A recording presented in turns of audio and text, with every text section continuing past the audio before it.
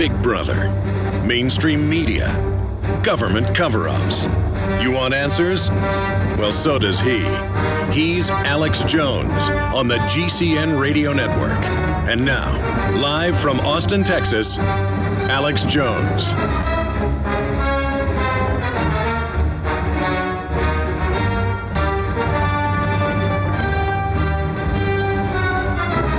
Ladies and gentlemen, I have had my amazing crew working until late last night. Jakari Jackson, David Knight, Rob Dew, the amazing crew in here, Chris Alanese and the rest of the crew, to bring you the information that we are going to be breaking down here today. We're going to analyze a Bloomberg gun confiscation rally and just analyze the lies, the fraud, and show the mainstream media covering up the rally, saying that once they register our guns, they're going to confiscate them, because that's the blueprint. We've got them handing out the fake signs that the news then claims are grassroots. They point at the signs and say, look, it's grassroots. Once you know the formula, the man behind the curtain, it's so creepy that we've got a city councilman that looks like the Hispanic version of Dr. Evil. I mean, Mike Martinez, another one of these guys that, is a city union head, Capital Metro, light rail, scalping the citizens. And he says, listen, you guys got a sign out there saying don't ban the guns. Well, guess what? We're not banning them today, but what we're doing today will let us get that done. So that sign, you'll need that soon. And this is a guy who hangs around with Bloomberg. The Austin police chief was up there with Biden on TV. I mean, he's like one of the main sellout police chiefs, because most of the sellout police chiefs can't even hardly talk. They just sit up there and, get more obese and collect their paychecks. Arte Zaveda is a slick guy, brought up by the feds out of California, federalizing L.A. He's one of their inside operatives. And now he's taken over Austin and trying to shut down the gun shows, everything. And then he comes over and confronts our cameras and says, we're making stuff up. Nobody wants to confiscate guns. Hey, Zaveda, we got you, okay? And you say you want to come in studio? I can't wait.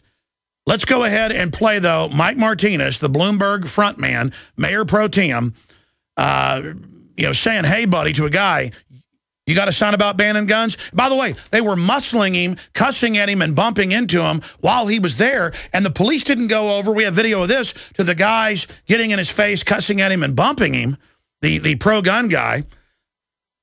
They go over and muscle on him with the sign. That's America. Let's go to the clip.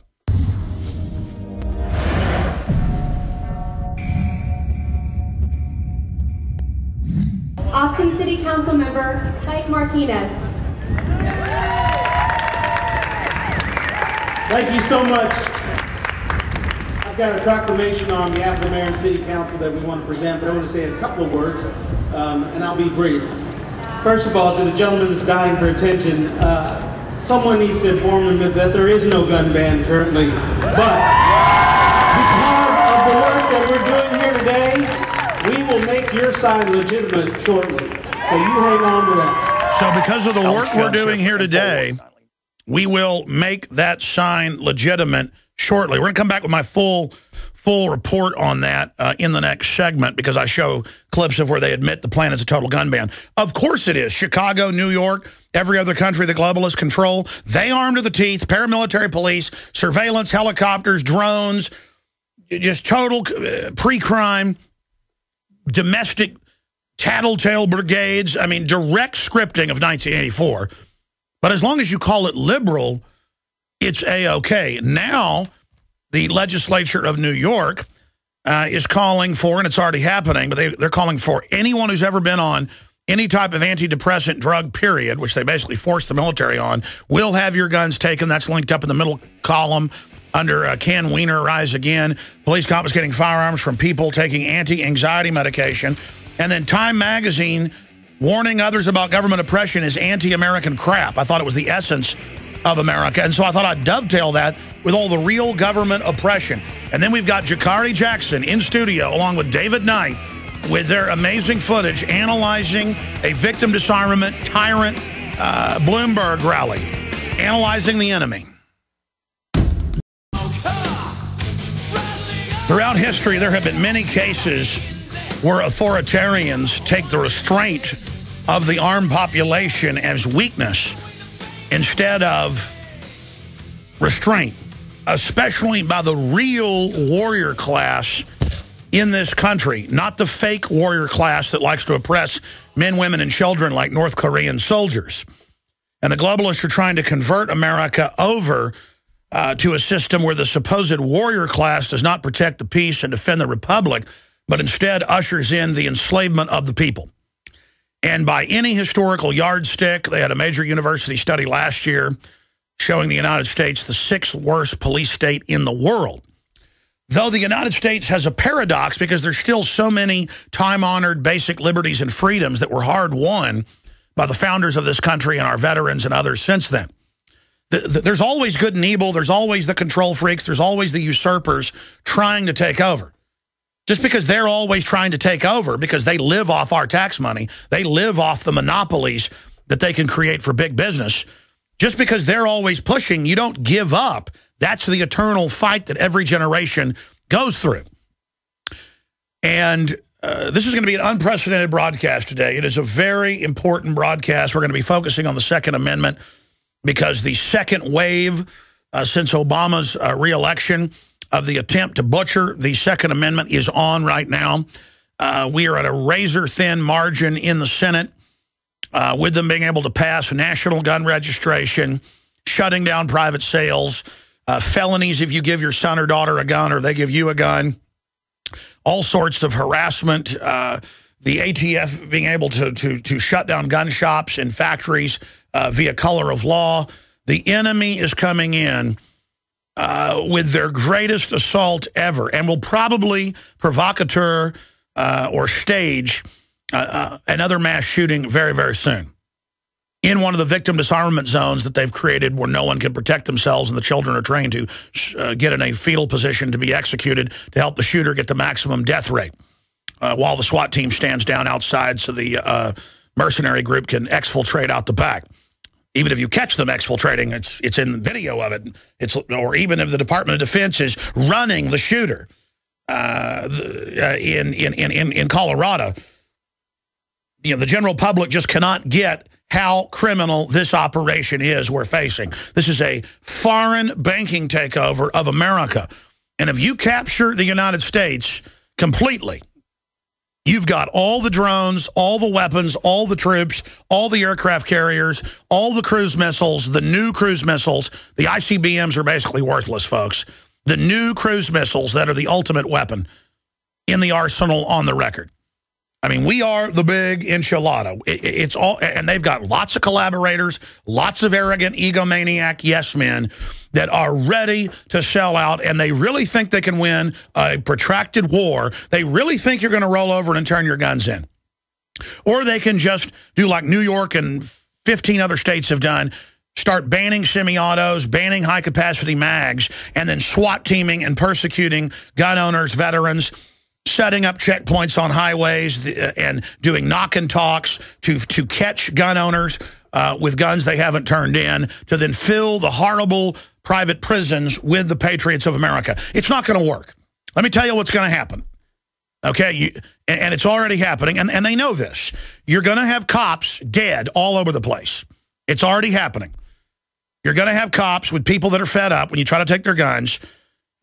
People aren't just going to wait anymore in their house for you to come get the guns. Okay?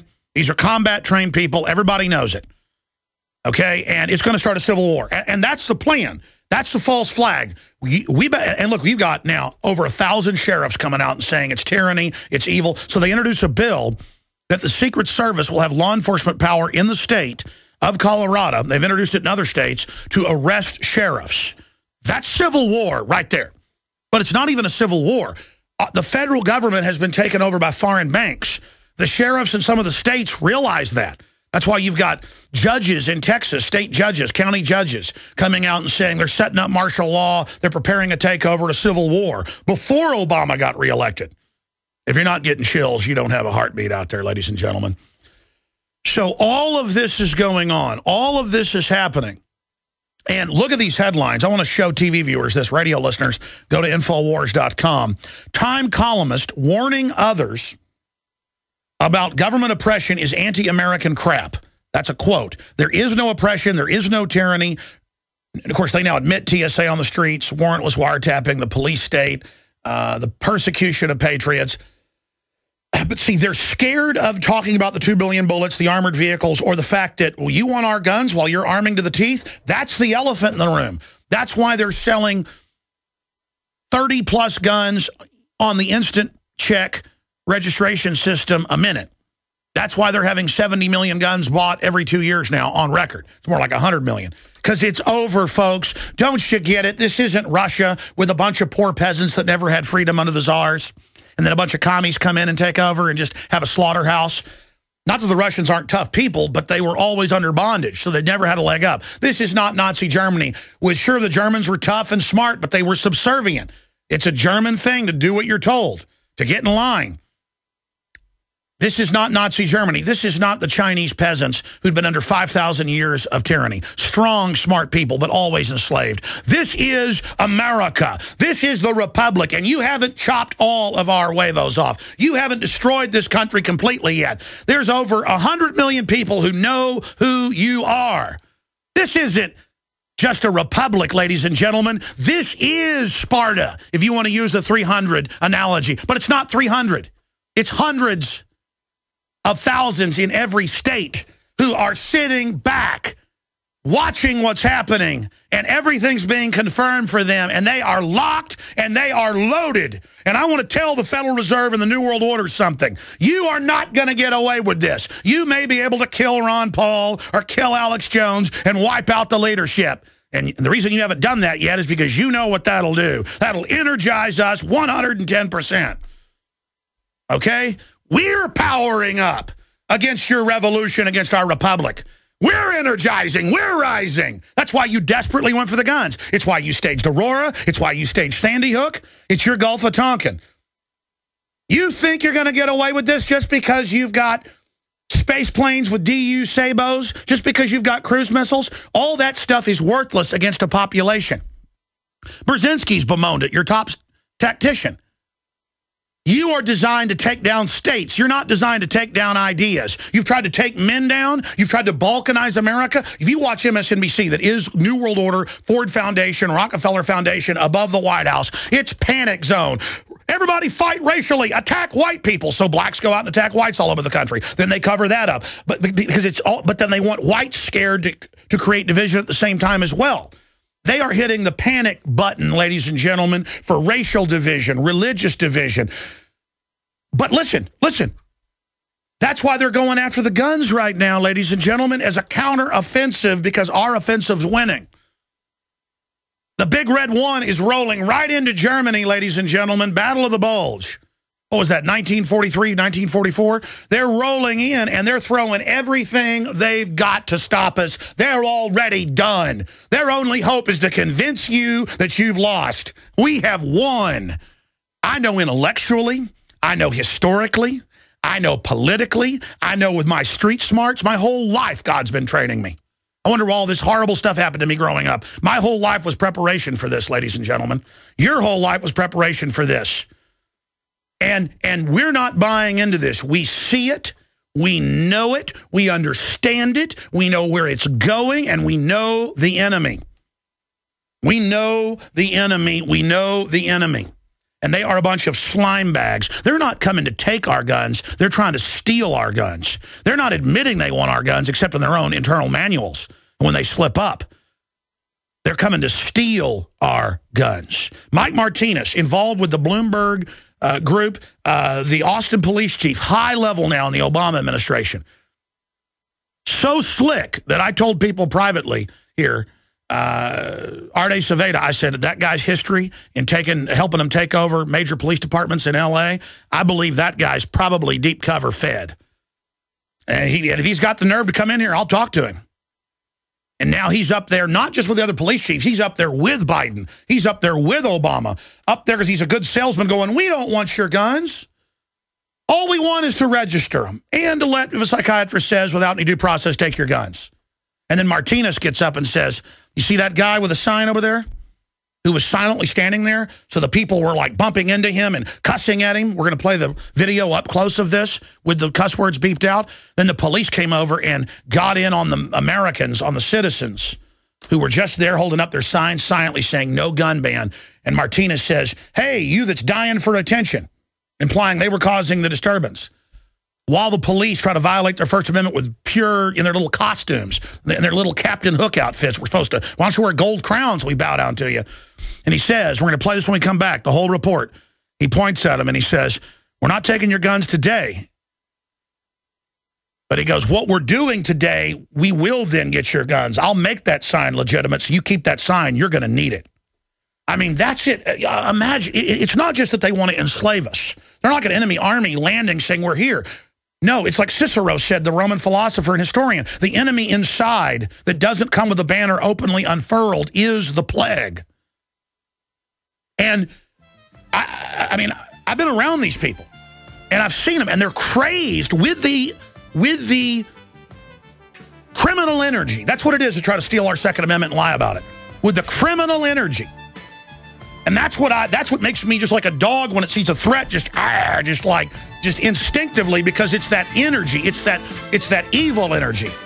It's an evil energy. They are empowered with it. Rise against them.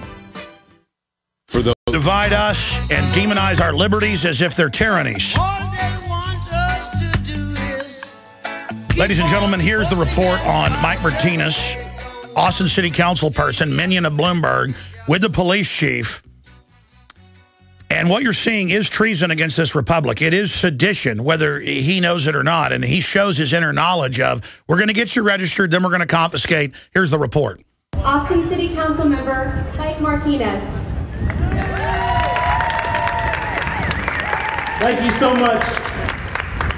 I've got a proclamation on behalf of the mayor and city council that we want to present, but I want to say a couple of words, and I'll be brief. First of all, to the gentleman that's dying for attention, someone needs to inform him that there is no gun ban currently. But because of the work that we're doing here today, we will make your sign legitimate shortly. So you hang on to that. Alex Jones here for Infowars Nightly News with a gun owner emergency alert. We sent our reporters out to the Texas Capitol here in Austin to film the Mayor Bloomberg-sponsored event with the Austin police chief calling for the restriction of the Second Amendment, shutting down the gun shows, not having private sales, restricting, quote, high-capacity magazines. And City Councilman Mike Martinez, who's set to be the next mayor, came out and pointed at a man in the audience who had a sign saying, stop the gun ban. And he said, listen, buddy, you're trying to make attention yelling over there. We're going to play the clip here in a moment. He says, that's not happening yet, but once we do this, that is going to happen, to thunderous applause. Everywhere these collectivists have been in control, not just worldwide, but in Chicago, New York, and other areas, they've banned the guns. But first, they register them. First, they register them. And he says to them, hey, we're not banning your guns right now. We're going to do what we're doing now, which is registration, and then we're going to take them. And that's what they've done everywhere. And that's what's so frustrating about this. We have the clip of the Attorney General, back when he was Deputy Attorney General, saying we're going to brainwash the public against guns in the media. And what we need to do is change the way in which people think about guns, especially young people. One thing that I think is clear with young people and with adults as well is that we just have to be repetitive about this. It's not enough to simply have a catchy ad on a Monday and then only do it every Monday. We need to do this every day of the week and just really brainwash people into thinking about guns in a vastly different way. And then, of course, we have the clip of Dianne Feinstein on 60 Minutes saying if she had the votes, Mr. and Mrs. America, turn in your semi-autos. If I could have gotten 51 votes in the Senate of the United States for an outright ban, picking up every one of them, Mr. and Mrs. America, turn them all in, I would have done it. And after they've gotten those, they're going to take all the rest. The truth is they're buying billions of bullets. They're buying armored vehicles. This is an authoritarian takeover. And when Obama was a state senator, he was for the total abolition of firearms ownership. The UN treaty they're trying to ratify right now in the Senate, does the same thing. And they admit it in our face. Even deep in the heart of Texas, Mr. Martinez gets up and says, basically, after we register your guns, we are going to confiscate them. I've got a proclamation on behalf of the Mayor and City Council that we want to present, but I want to say a couple of words, and I'll be brief. First of all, to the gentleman that's dying for attention, someone needs to inform him that there is no gun ban currently, but because of the work that we're doing here today, we will make your sign legitimate shortly. So you hang on to that. Mexico has a total gun ban and has had 60,000 gun deaths the last 6 years because only the government and criminals have guns. This Second Amendment is a right of all Americans, and it's despicable that these authoritarians creep around on the news and say, we just want reasonable restriction, register, when they're on record, all of them saying they plan to confiscate all our guns as part of a total government takeover of society. Please get this video out to everyone you know, because they want to act like they're being reasonable and, oh, it's no big deal, when on record, they really want to confiscate all our firearms. Alex Jones reporting for Infowars Nightly News. Yes, these men and their hypnotized followers call this a new order. It is not new, and it is not order. Ladies and gentlemen, people like Mike Martinez and Mayor Bloomberg and others are conscious of the fact that it's about state control. He lives behind armed guards. He is behind incredible security at the huge edifice to government worship that is the Austin City Council. And they crave power, they crave uniforms and guns, and they want your guns, your right as a free human. I burn with a desire for liberty for North Korea and Mexico. I love those people. And I burn with defiance against Kim Jong-un and Mike Martinez. I burn with defiance. And at least you're honest, though, that you do plan to confiscate our guns. In fact, I have more respect for you than I do for Arte Saveda. We're on the march. The empire's on the run. Our enemy is weak. That's why they creep around and lie and deceive. And then only in private moments did she get caught on C-SPAN, Sarah Brady, more than 15 years ago, saying, we've got to get the registration before the confiscation, before we can create a socialist America. That's a quote. And that's the battle plan. I mean, Bloomberg has taken all of the guns in New York. He is financing people to run for office to take guns in Texas. He is financing TV ads. He is taking Mike Martinez and the Austin police chief and, you know, flying them up to D.C., flying them up to New York. And a lot of it's taxpayer money paid for as well, while Bloomberg has at least 15 guards at any one time, and while all these guys have guns. There's Arte Saveda with a gun on his side at the Capitol that clearly holds 15 rounds, a Glock, maybe even more. And he's saying you shouldn't be able to have that when you've done nothing wrong. And he goes, you're either with us, the police, or with the criminals. See, that's saying you do what we say or you're criminals. That's the psychology. He's giving exact White House talking points. And again, your mayor is probably doing it in your town as well. Because that's what this is all about, total domination. And to have Mike Martinez up there, you know, making a joke, hey, we're not going to take your guns right now. We're going to take them after we finish the work we're doing today, which is not letting you have a gun that isn't registered, not letting you buy a gun where it doesn't go through the database. And I've got a clip we're going to play later in the next hour. Adon Salazar did a report on it where CNN says that no guns are being taken in California from anyone. And they have Larry Pratt on the show. And the guy's sitting there going, we've never taken any guns. No one's taking your guns. And Larry Pratt didn't even know how to respond. So we're going to be playing a clip of that. I mean, this is how crazy it's gotten with their incessant lying. And remember, their followers aren't really authoritarians. The minions really think that guns come out and kill children. These are people that have never been in a fist fight, never gone hunting, think being a man is a bad thing. The men are all beyond effeminate. The women are all these shrieking weirdos, anti-man feminist. I've been to these Million Mom March things. There'll be like 15 of them. They're all government people, all of them, all bureaucrats, all living off us. And they're just crazy-eyed. They worship the state. They worship the uniform. Like when Buzz Bissinger said we ought to kill Alex Jones, and Piers Morgan goes, yeah, I could wear my brother's uniform. Well, the ambassador's daughter goes, you need to wear a uniform when you do it. I want to be there, baby. And he goes, I could wear my brother's uniform. He's in the military. They were like, oh, yeah, baby. Oh, yeah. Then Buzz Bissinger comes out and says, I've spent $600,000 on women's clothes. Ooh, baby, ooh, baby. I'm not kidding. This is who we're talking about. And you're like, oh, you're shocked by me wearing women's clothes. No, I don't care, buddy. I'm going to be looking through my binoculars at nebulas and fish in ponds. I don't care if you shock me by wearing a dress. I'm trillions of light years ahead of you.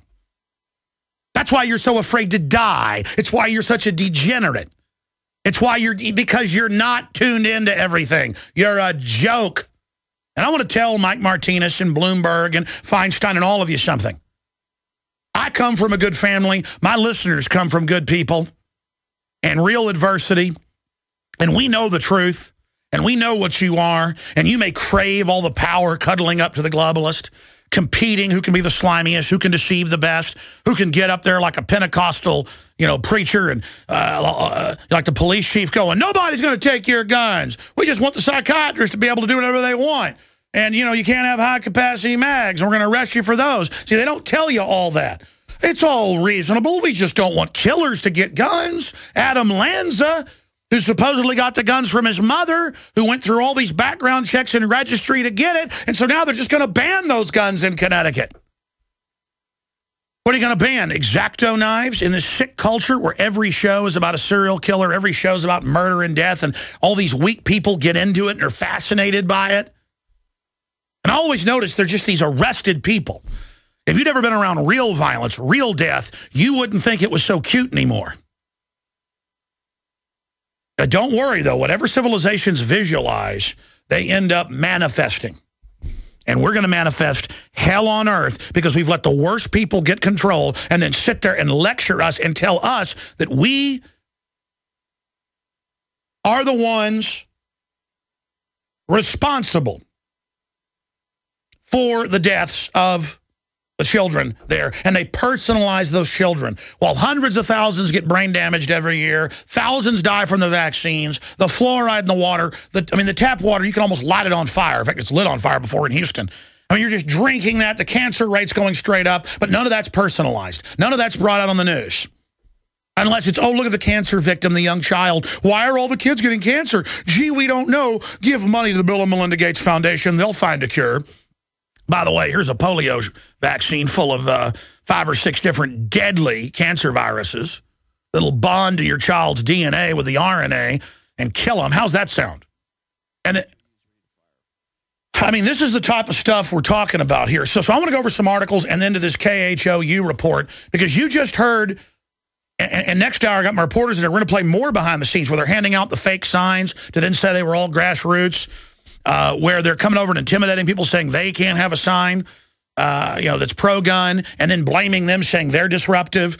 And the police chief coming over and saying, you tell Alex to get it straight and get his story straight. Nobody wants to take his guns. Yeah. And I'm a Chinese jet pilot from Pluto, buddy boy. Don't you get it? I see you. You play your game, how there's no armored vehicles. By the way, guess who's on the Cap Metro board who authorized TSA? No other cities except New York, Chicago, L.A., Detroit, collapsed globalist areas have TSA on the street. They now sneak them out so I can't go confront them. But every week they pop up somewhere downtown and just stop cars, go to buses, go to trains, dig through bags without warrants. Mike Martinez.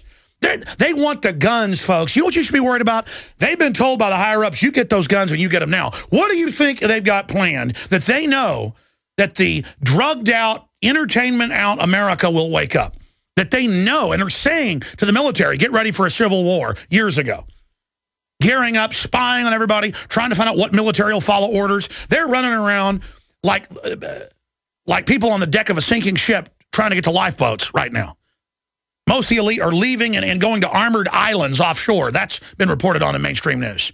They're acting like, because they can't believe they're stealing $85 billion a month, but they can't help themselves. They can't believe that they're killing thousands of babies a month that are already born in America by dehydrating them. They can't believe every hospital in the country that's government-controlled is murdering people right now who are begging for water. You're like, well, that sounds a little radical. Is that? Look up the Wall Street Journal series, Wesley Smith on it. They can't believe they're getting away with this, so of course they're arming. The wicked flee when none pursue. Because they understand, they can calculate and go, the black uniforms don't intimidate them. We're flooding the borders wide open, bankrupting everything, but still they've got guns. Even if we vote to take them, they know we're tyrants. What do we do? And the elite are offshore giving their orders. You take care of them.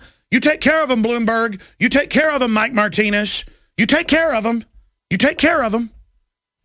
And in all the police manuals, I was watching a Southern Poverty Law Center one last night. In fact, we may play it later. It's on YouTube. And they're like, the police are like, you need to know these people are ready to die. They're not going to turn their guns in. I'm the police chief of West Memphis, and they killed the other officer and my son, and they will kill you. So you got to get after them. Yeah, that's what you need to do. Get after people that are willing to die. Start a fight with people that are... That went real well for the Mexican government in Mexico, didn't it? Who's got their clock completely cleaned by other cartels that want the money. They're like, hey, you think you can kill people, Mexican government? You think you're the El Jefe? We're the El Jefes because we worship the Grim Reaper. Well, you know who I worship? The King of Kings, the Lord of Lords, Jesus Christ. And that's who our founders worshiped, and they kicked the biggest empire's butt the world had ever seen that nobody could beat. And they lost almost every battle, but they persevered and were ready to die and ready to kill. And so they couldn't be beaten. The Iraqis, ladies and gentlemen, are known for their courage, but not for their shooting abilities. Okay? That's a joke in the military. But the whole point is 100,000 troops in Baghdad couldn't hold it. Okay? So here's the deal. That's why you see Biden and all of them always talking about all the weapons they've got and how powerful they are. And, and you got Sharpton and Rangel saying, we got drones now. Forget your Second Amendment. Yeah, I know it's there to protect against a bad government. Doesn't matter. We got the drones now. Oh, like you're part of the establishment up there, Al Sharpton. Wonder how many of your family died from vaccines they were given. Did you get a memo, Al, not to drink the Diet Coke or the tap water? The only time you mean something, the only time you become somebody is when you join liberty and stop being a race-baiting pimp. But these people are defeated. They've already lost. If their system comes in, if the New World Order succeeds, population reductions of at least 80%. Bankrupted future. People like Mike Martinez are going to have to look at the poverty around them. Don't you think all the El Jefes in Mexico who've strangled it for hundreds of years and not let their people ever get ahead, do you think they recognize how they've destroyed their own culture and are ensuring the destruction of their own progeny down the road? No, they're thinking about how they can dominate and shut people down now because watching other people be successful is a burr in their saddle. And so they think you're stupid. They're going to creep around and say, we don't want your guns. That's a conspiracy theory. There's a new clip of Biden saying the black helicopter crowd thinks, we want their guns. They're crazy. Oh, no, Biden, you just voted for the original assault weapons ban back in the early 90s that would confiscate all semi-autos. And Feinstein's on tape saying, if I could have gotten that bill, Mr. and Mrs. America, turn them all in. And then they'll take all the others like they always do. So let me show you some articles here. Here it is. Columnist, Time columnist, warning, others about government oppression is anti-government crap. It doesn't exist. Klein supports democide, but says you are paranoid if you question government. That's right. It's anti-American to question government. That's, of course, 180 degrees the opposite direction. DHS contractor apologizes for selling shooting targets of children.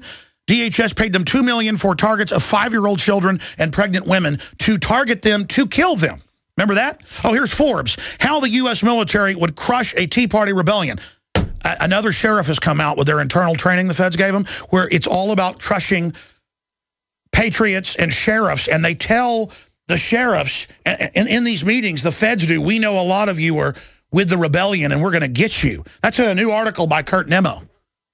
I told you, cops, when you go to this, you're being assessed by an offshore bank mercenary. That's not Alex Jones rhetoric. That is 100% Veritas beamed directly to you. That's why the enemy with their fake memes all day says, I'm not real, hoping you don't go check into what I'm saying to find out it's real. Because the fact that I'm real gives you aid and comfort that you're real. And we give each other strength to stand against this enemy. That's why they can't have anybody believe Alex Jones isn't New World Order or isn't CIA or isn't with the Koch brothers or any of this bull. They have to do that. The spirit of evil has to do that because it can't ever let anybody know there's other real souls out there. But you know your soul's real. You know you're good. You know liberty beats in your breast. You know when tyrants menace you, it makes you angry. It makes you want to resist them. You know you're not a coward. You know you have the animating spirit of liberty in your heart and soul and mind. You feel the presence of God. These people run from you. They want you dead. All those that hate me love death. How the military would crush a Tea Party rebellion, bullets, for kids, training manuals, Homeland Security youth brigades. Look at this. DHS-funded course asks cops if they will confiscate guns from Christians. Colorado troopers trained to consider Christians as dangerous terrorists. Don't believe Kurt Netto, Infowars.com, or the sheriff, or the troopers that have gone public in this article?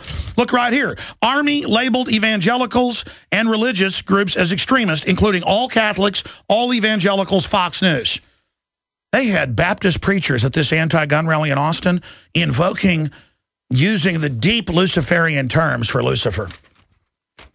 We got that clip coming soon, too. Ladies and gentlemen, the enemy is making its move as a desperate battle of the bulge counter-offensive against us. You need to understand. They're going for everything right now, and this is their moment of danger. And that's why they're hoaxing and losing all their credibility, because it doesn't matter. Once they set off a nuke or something and bring in martial law, they plan on trying to arrest us. They need to get the troops and military ready to go out in phalanxes against us. That's why you've got to emergency transmit now. They're going to take over the cell phones, the data, all of it, pumping government bull once they drop the hammer. But take heart, ladies and gentlemen. The only future is resisting them. And if they think with their actuaries and computer programs they're not going to win, they'll back off. Now, I want to go to this KHOU piece. You just heard the unedited tape where the city councilman said he's going to get our guns after he registers them. Then they show Martinez. They go, no one's going to take your guns, and Martinez said so. And the Houston TV station cuts to him saying, no one's going to take your guns. Imagine the psyops. And they imply the pro-gun people were causing trouble when it was the other way around. Here's that clip. Rally for tougher gun laws becomes a heated debate when gun rights advocates bring a message of their own. The Night Beat's Shannon Murray is live at the state capitol with our top story. Jade, that's right. About 100 people showed up at the Capitol today for the Texas Rally for Gun Sense. And although they were briefly interrupted by gun rights activists, organizers of the rally say that their message today is not about banning guns. They were not interrupted. Oh, it's not about guns. Dozens of demonstrators fighting for stricter gun laws. We talk a lot about this issue. We need to do something about it. Dozens of bureaucrats want your guns. Among the speakers at Saturday's rally, people whose lives have been touched by gun violence. She could have fought him off. She would have won if he hadn't had the gun. No, your daughter should have had a gun. Universal background checks, limiting assault weapons and high-capacity magazines.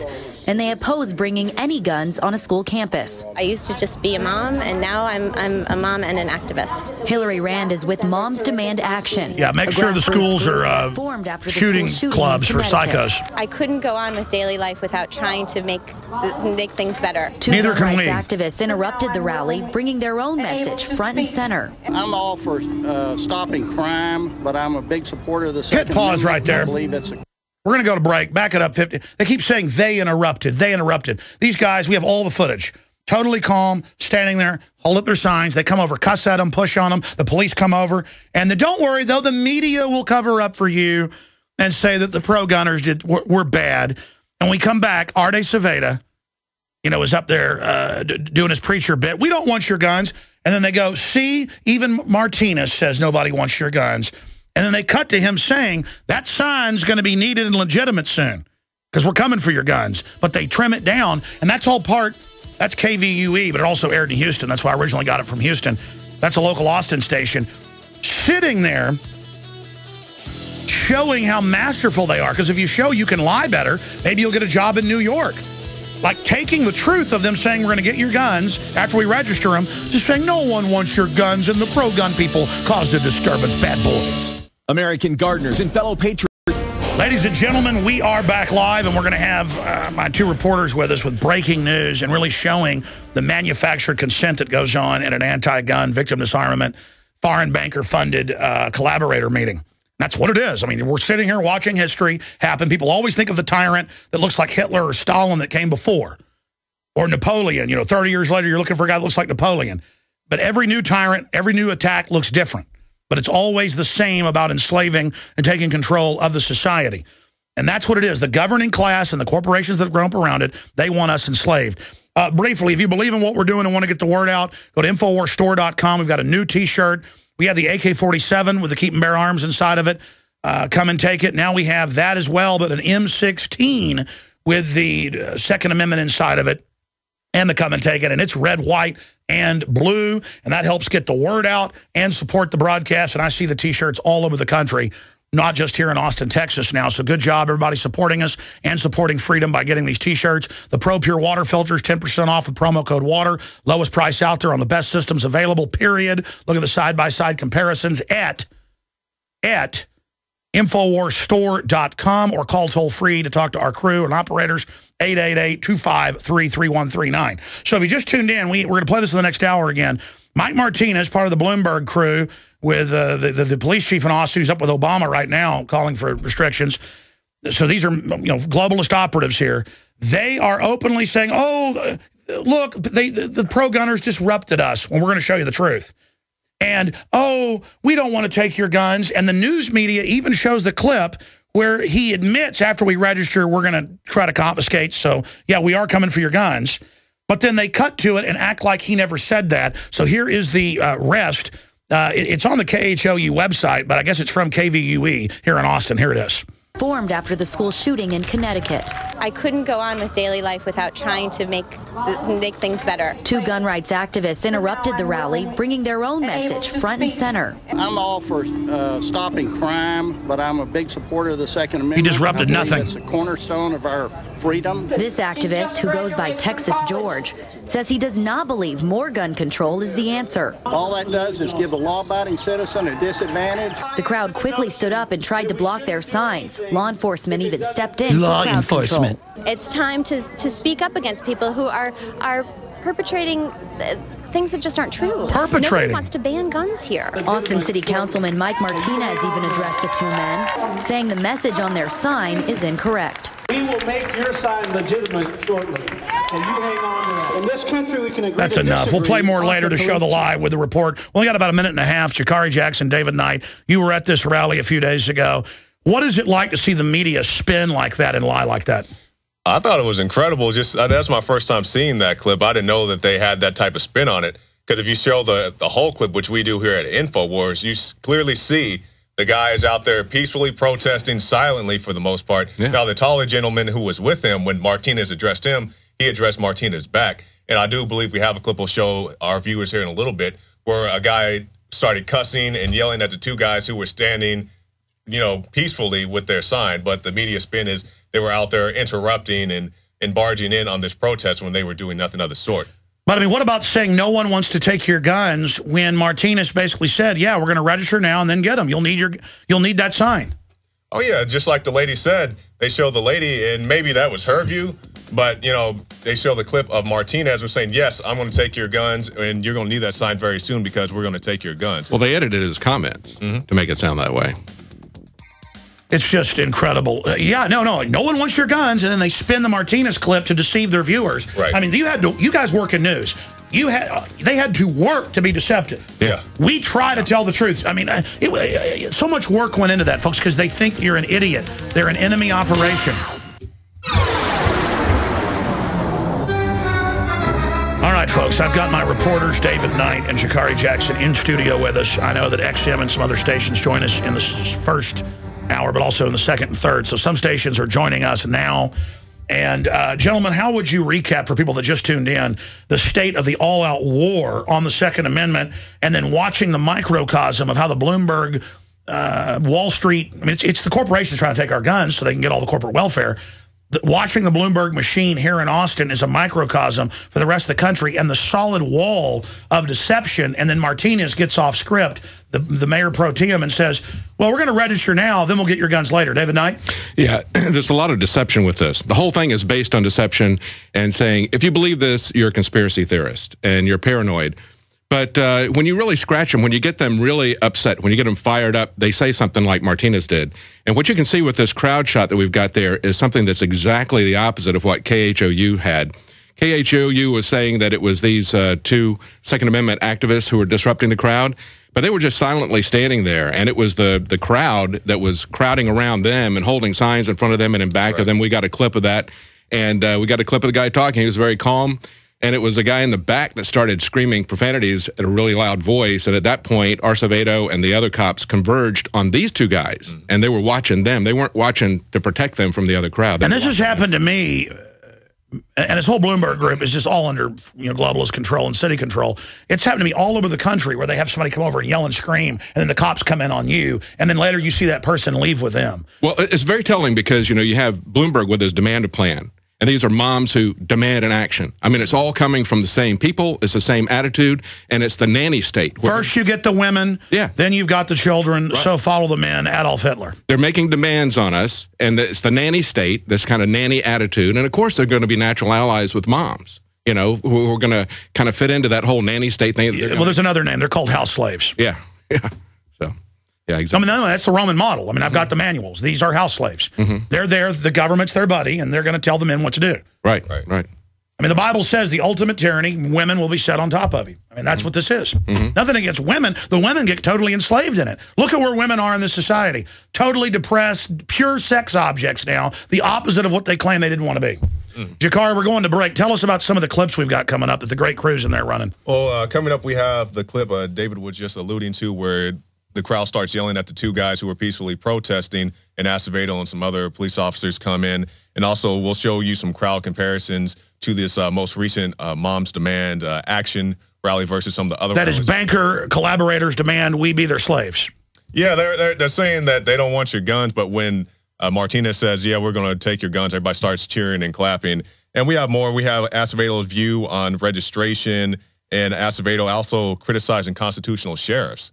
I think that's going to be a but then after we do that, we'll play Biden saying, oh, the Secret Service is coming to get you. The bill says they'll have law enforcement power in the states and go after people, sheriffs that don't do what they're told. And then they just hope you don't. In fact, I had that in yesterday's stack. Can somebody from the crew get me the article about, I think it was a Kurt Nimmo article, Secret Service prepares, I think it was Colorado up in arms over bill to send Secret Service after sheriffs. And the sheriffs are speaking up. It's Hickenlooper in Colorado. Governor Hickenlooper is pushing, is on the side of that bill. But I mean, what do you call that when they just lie about everything? Deception. That's the only term I could come up to describe that. Well, it's propaganda. It's the sort of thing where you tell, it doesn't matter what you say as long as you repeat it enough and loudly enough, and you ridicule the other side. Well, that's another Hitler quote. Yeah, right. Right. And so it doesn't matter that we link to the documents, right? Doesn't matter it's on the federal government's own site. Doesn't matter it's a bill being debated in Colorado. Biden gets up and goes, that doesn't exist. They do the same thing the moms did. They hold their signs up in front of it that say something else. Well, the same thing they did to the Second Amendment. Well, they yell at you and bump into you, and then the cops come over onto you. Right. Pretty much, yeah. Can you imagine how they're going to act once they get our guns? I mean, they're literally going to have us in slave camps. They've said they are. We'll be back with the city councilman saying we'll get your guns after registration. Ladies and gentlemen, a full-out, total 360-degree attack is going on in the entire Bill of Rights. States' rights, First Amendment, Second Amendment. They're arresting people all over the country for filming police in public. 5 years, 10 years, 20 years in jail. $85 billion a month to foreign banks. They can't believe they've gotten away with this. And now they're going full tilt boogie, just using the 20 dead children, ignoring, medical neglect, killing hundreds of thousands a year, all the rest of it, the drones killing hundreds of children a week, and just saying it's your fault, gun owners. You need to give us your guns, and just be reasonable. We don't want your guns, even though everywhere we get control after we register, we do take them. I mean, look at New York. They've taken everybody's guns. Chicago. Look at Europe. It's the same plan. Register, then confiscate. And City Councilman Mike Martinez, Mayor Pro Tem, fast track with Bloomberg, just like our police chief who was there with him, if you're listening around the country. Yesterday, press conferences with Biden. I mean, he's up there talking, folks. He's not just a police chief behind him, because he is slick. I've said privately, either this guy is a silver-tongued psychopath or he's actually a good guy. But I said, I think he's a bad guy. And I've said that. I've even told him that in the hallway. And he's like, no, I'm not. I came from Cuba and tyranny. I don't want to live under it. But the fact is, Acevedo knows what he's doing. And he may have lied to himself or whatever. Well, this is the way it's going. I'll just go along with it. But my crew was there. And this is a guy being brought in by Bloomberg really to be one of the main spokesmen against us now. Because Austin is a key city, ladies and gentlemen. Fastest growing, wealthiest in the country per capita. The heart of Texas. It's part of the UN Agenda 21. They call it the Tri-City Map to take over the state via Austin. It's the capital. And this video, I'm going to have our reporters break it down because we've got 8 clips here and 8 different angles of deception. But David Knight, who was there with Jakari Jackson, this was this weekend. And we finally got around to looking at the footage a few days ago as the guys have been busy with other news. Break down, well, first let's play the clip, and then we'll get David Knight and Jakari Jackson's take on it, and then walk through these other clips. But here is the Austin City Council member to a guy that has a sign, for new listeners, saying, stop gun ban. And he says, hey, we're not going to ban guns right now. This is not an assault. This is not a Tet offensive. You know, don't run, we are your friends. This is not an assault at the Waco compound. But after we do this, which is gun registration, you will need that sign because we are going to do that. You'll need that sign to which the crowd roars. And Martinez has already said, shut down the gun shows, you know, ban the guns before. So this is their plan. They say it all the time, but then they tell you, oh, that's not our plan. So they're not trying to take our rights. They're trying to steal them under the radar, which just shows the despicable nature. But Martinez loved to brag. Who loves to brag? Scum. They always love to tell you, and it's just like in the cartoons with the bad guy, you know what I'm going to do to you now? And they give the plan. That's really how it works. It's in criminology. Now let's go ahead and play this clip. Austin City Council member Mike Martinez. Thank you so much. I've got a proclamation on behalf of the Mayor and City Council that we want to present, but I want to say a couple of words, and I'll be brief. First of all, to the gentleman that's dying for attention, someone needs to inform him that there is no gun ban currently.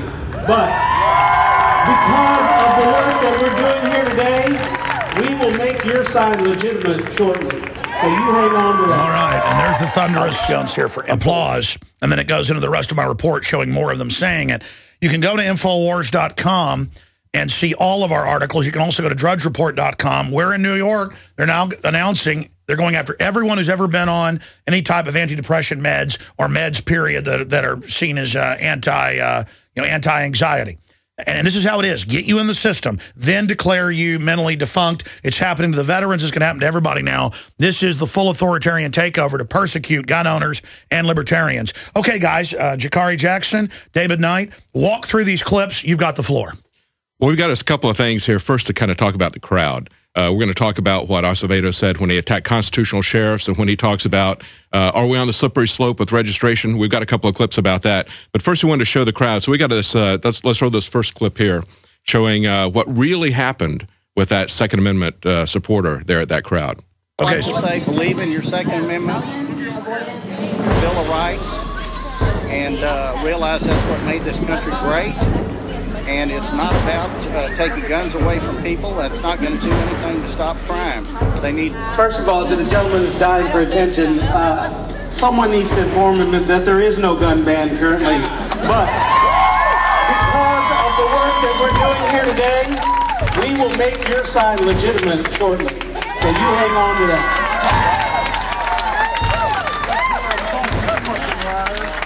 He has... That lady just poked him. Yeah, you see that guy cussing out. Yeah. Hey, folks. He's saying, F you, a-hole. That guy right there. Yeah, you can see him. He's the instigator. The issues that are... Right. Wait, I've seen him before. Oh, yeah? Yeah, I've had... Oh, these are all... This is the... Acevedo comes down and gets around them, and now you'll see the police converge on these guys. Look at Acevedo bugging his eyes out. And that... Look at this. As he moves from one side to the other. They're trying to cover his sign. Front and back.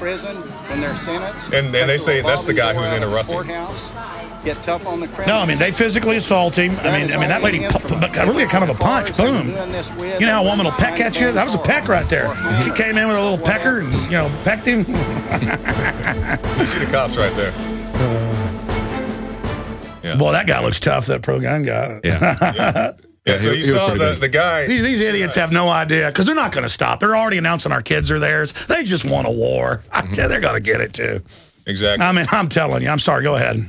No, you saw the two guys, the pro-gun guys, were out there peacefully protesting. Now, when Martinez addressed them, they addressed Martinez back. And then you saw the younger guy behind them started yelling and cussing, and we had to bleep it out for our viewers. But they were saying, you know, F words and you a-hole and all this stuff to the guys. Really loud. Oh, yeah, real loud. Yeah. And then the cops converge on the two guys who are minding their own business, not the young guy who's yelling and cussing. Well, you've seen people that have gone out to these illegal immigration rallies where millions of illegals, in some cases hundreds of thousands, but millions total are marching. I've got it in Endgame, the extra.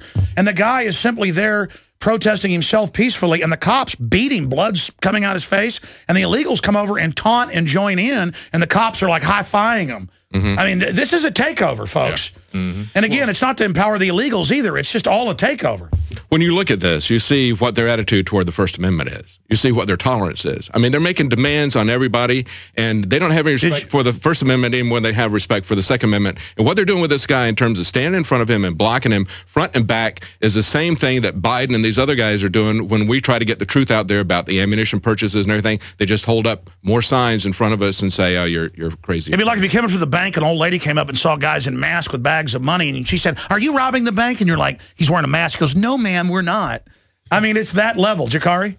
Yeah, it shows that they want their voice to be heard, their angle to be heard, but if you have a differing opinion, they just completely shut them down. You're absolutely right. What's the next clip? Well, the next one we got is kind of a thing about, go ahead, Jakari, you talk about it. Oh, well, this one, the next clip is about somebody asked Acevedo, or he brings up the statement about the gun crime in Chicago. And he said, I'm tired of people bringing up gun crime in Chicago as, you know, a reason why they need their guns. So if we have that clip ready, we can go ahead and play. This is amazing. Go ahead and roll it. I'm tired of people saying this to the American people. If gun laws are so good and so effective, why is there so much gun violence in Chicago? Why is there so much gun violence in Philadelphia? I will tell you why. Because those guns are coming out from other parts of the country where we have a loophole that's bigger than the Grand Canyon. That's where those guns are coming from. David, with regard to guns, we need to take away the reason that people are shooting one another. That's right, and that's the key. In Chicago, the superintendent of police says 80% of the killings are from gangs fighting over the control of drugs. Exactly. Doesn't that tell us something? Yes. So if you want to talk about the control of drugs or you want to talk about guns, you need to take away the reason that the people are using the drugs and why the people are buying and using the guns. And that's a former prosecutor you interviewed. But I just want to say this about Acevedo. Why don't we have that crime rate here? Because loophole guns could come here. It's because it's a... Go ahead, Jakari. No, that's the exact point. Like David brought up the point that if, let's say they are getting their guns from Texas or wherever else, then we should have at least the same amount of crime that they have in Chicago. Every one of these liberal cities is not liberal. These are mafia families. They bring in the drugs, the whores, the corruption, and then that's all that can... And the criminals all move there because less than half the murders get solved there. Well, Chicago's the place to go bust in houses and rape women. By his argument, we should have a high crime rate because we have free access to guns. So it should be high or higher. But the other thing is that he wants to invoke Chicago. We've got a former prosecutor who was there for 43 years as a Cook County prosecutor. In Chicago. In Chicago. And he quotes the current Chicago police chief saying that 80% of the shootings in Chicago are because of drug. And you interviewed him last week. Give people his name. Right. His name is Jim Gierog, and he's with Law Enforcement Against Prohibition. It's former prosecutors and former... And you can just see in his eyes, he's a caring, loving, good person. And then you look in the eyes of Martinez or Bloomberg. These are evil, power-tripping villains. I mean, you know a bad guy when they're that bad. They don't want to hide it. I mean, these are bad people. I mean, it's just like, come on. When we look at the gun statistics that Piers Morgan puts out there, it needs to be said that the majority, like he said in Chicago, 80% of these gun shootings are because of drug prohibition. And then they say, well, you don't care because it's the gangs. No, but gangbangers killing each other over government shipped in drugs. Don't take my guns. That's right. That's right. But they want to turn it against legitimate peaceful gun. Well, we've also got the statistic of the 49% drop in violent crime in the last 20 years. That's the big secret, where the guns are. Jakari, tell us what's coming up after the break, the other clips. After this break, we'll have a comparison of crowds to the moms, to some other events, and also Acevedo as he criticizes constitutional sheriffs, and Acevedo's view on gun registration, and much more. And continuing with guns, we've got the head of the amazing, of the rock stars to me, the Veritas Project, the folks that blew up Acorn politically. They went out to say politically, yeah. Absolutely. Well, they blew them up. They absolutely destroyed them. Now they've gone to the house of Piers Morgan, and guess what? He's got armed guards. I mean, these hypocrites make me want to throw up. Sounds here back live. I wanted to believe in Chief Arte Acevedo, and I think he's been in studio with me 3 or 4 times over the years. But I was like, if this guy's an operative, he's going to go to the top. This guy may be deep cover. And I'd said that to a lot of people behind the scenes here. And then they all agreed. But now, I mean, he's like in the bosom of Obama. And he came out of the Justice Department as a state police officer, as one of their operatives spying on the police there. And I'm not against checks and balances, federal, state. It's just that there's no checks now. It's the feds only taking over the state. Jakari, David Knight, you guys were at this 15 bureaucrat march, a Million Mom March, 15 bureaucrat march. The wives and husbands of city council people and state bureaucrats and federal bureaucrats get into the fake signs. I've seen this at the UN where they have all the fake signs, they hand them out. That's the next clip, isn't it? Yeah, that's the next clip. clip. Tell us about that. Well, as we got there, my wife was there, and she just recorded some of it with her iPhone. And basically, they had handwritten signs that they were handing out to people. And we wanted to contrast that with the Day of Resistance, which was a pro-Second Amendment rally that was really a grassroots organization. And, when they start doing things like this, the first thing that comes to mind is AstroTurf. And quite frankly, this Moms Demand a Plan is very well financed. Their website is really top-notch. I mean, obviously, when you look at the Day of Resistance, it was something that was thrown together. No, it's a known Bloomberg front. So we want to take a look at this. We got a clip of them handing out. Let's go to that. This was fantastic. I have to tell you, we really missed Alex here today. It was a great crowd, maybe 2,000 to 2,500 people. That's correct. It was just jam-packed with people who Sheriff Mack. Yes, Sheriff Mack. Dedicated to the holy cause of liberty, 2,000 as plus. Patrick Henry called it. This is the Day of Resistance, and you can see the real signs right there, real people. That looks like 1,000 or more. I wasn't there. How many thousands? They showed up with their own signs. I mean, they had them in the back of their trucks. Here's a grandmother, mother, NRA life member. Now, this is the most recent. A staggering figure that surpasses other developments. And listen here. You're welcome. Thank you for making them. Thank you for holding them. So they're handing out signs. And they're all done looking different.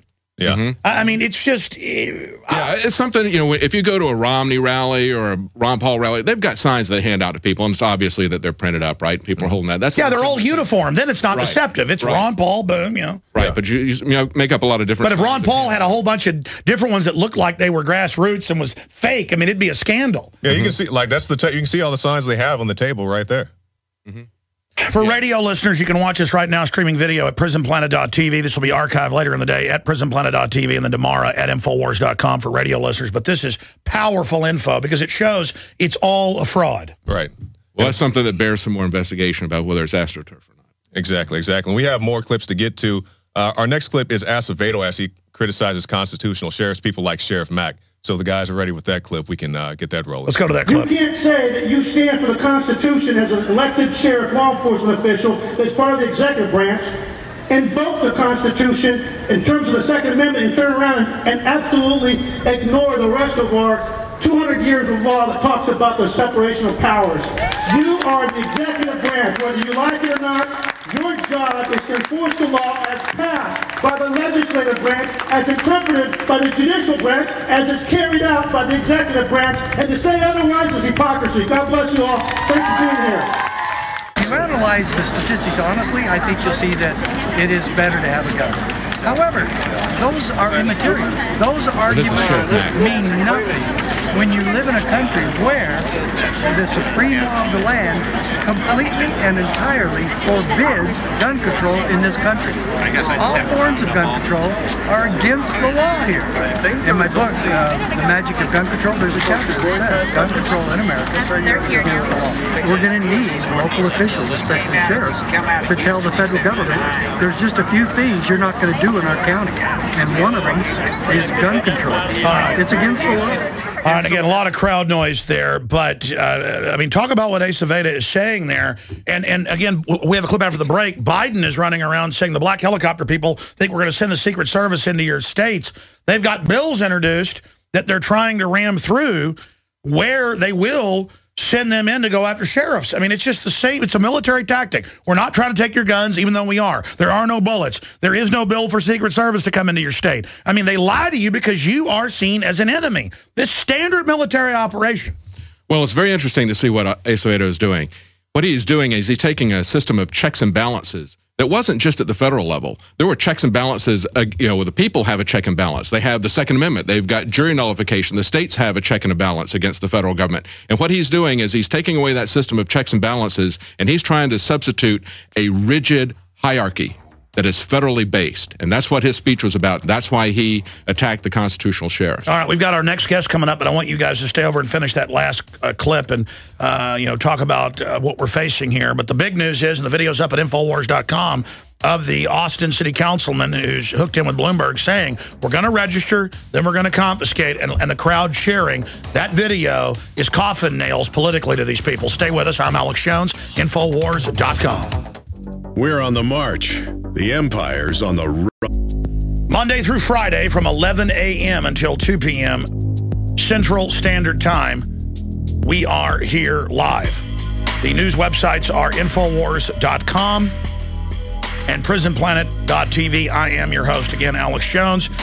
David Knight and Jakari Jackson are in studio here with me right now, and they went to the Mayor Bloomberg sponsored and run Trader Convention a few days ago, and then Art Acevedo went up to be with Obama and Biden as one of their poster people calling for restrictions of the Second Amendment. And Councilman Mike Martinez said to people that had signs saying no gun ban, stop gun ban, he said, hey, we're not going to do that now. We're getting them registered now, but you're going to need that sign soon because we are going to do what's on your sign. And laughs at him and the crowd cheers. And then in my report that's up on Infowars.com, show Feinstein saying the same thing. I mean, it's the disingenuousness of them. And I want to play a clip of Biden here before we go back to the other 3 short clips and then go to the head of the Project Veritas, James O'Keefe, who sent reporters out to the home of Piers Morgan, who has an armed response sign, meaning he has armed guards. So he uses guns to protect himself, but you shouldn't be able to. The all-out assault by these kleptocrats is accelerating right now. But here's Biden saying he's used to disinformation campaigns. See, Forbes, how the U.S. military would crush a Tea Party rebellion. DHS-funded course asked cops if they'll confiscate guns from Christians. I mean, that's in the Colorado newspapers. Fox News, Army labeled evangelicals as religious extremists. I mean, the Army's training to take on Christians. I told you this first. I'm the crazy man because I actually am freaked out knowing we've got a bunch of authoritarians taking over. This is how they don't build a new car or a new computer or write a book to be popular. They take over and take your tax money. Okay? And these are authoritarians. These are not liberals. So here's Biden going, he knows about disinformation. There's no plan to use Secret Service on sheriffs. There's no New World Order. He just gave a speech. When, ladies and gentlemen, the bills are being introduced all over the place. Where the Secret Service operates now as your state police and goes after, quote, law enforcement. I mean, this is all, and they're like, it's not happening. It's not happening. Let's go ahead and go to that clip. Now the NRA is engaging in a campaign, which is, I'm not unaccustomed to, of disinformation to try to scare people. Let me read some of the things they're saying about background checks. They say, quote, we, the federal government, want to put every private firearms transaction right under the thumb of the federal government and keep all those names in a massive federal register. They've been caught doing it before. Kind of scary, man. Black helicopter crowd really is upset. Keep it in Blacksburg, Virginia. But guess what? They go on to say that universal background checks are, quote, an unworkable universal federal nightmare. bureaucracy that law-abiding citizens and guess don't what? want. They say the sun comes up. They say even if we get a true universal background check, it will never keep criminals from buying guns. None of this is true. Let me say something. And I guess there's another clip I saw last night where he was talking about the Secret Service stuff. So they're just running around. Go ahead. It's not the NRA that's saying that necessarily. It's the ACLU. No friend of the Second Amendment is saying that these background checks and this registry that they're setting up is really wrong, unconstitutional. It's the ACLU that's saying that, as well as the NRA. I know, but the thing is, how long, they're not getting away with this. I was about to say, how long can they get away with it? Everyone knows that they make Bill Clinton look honest. I mean, the lying level of this group, it's just a bunch of criminals. It's like Akron, where the Project Veritas goes in, and they go, I want to run underage kids as slaves, sex slaves. And they're like, oh, we're here to help you. Yeah. And he goes to, I mean, it's just, and he goes to group after group, and they say that. Oh, yeah. I mean, it's just full-on criminals. Yeah, they said, we'll help you, just don't tell anybody that we did. You know, it's completely ridiculous. And because they're above the law. Yeah, yeah. And we'll get to these last couple clips we have. Now, our next clip is number 6. It's Aceveto's view on gun registration. David Knight asked him the question, how would you feel about registering people who have never committed a criminal offense? So if we have that clip, we can go ahead and roll it. Registration of people who have not been convicted of any crime? You know what? Personally, I wouldn't have a problem with that, because to me, I register my car for a reason. That is so people know that's my vehicle, belongs to me, and if anybody's found with that vehicle and it gets run, then they know there's a problem. When I sell my vehicle, I do what's called release of liability. I transfer ownership.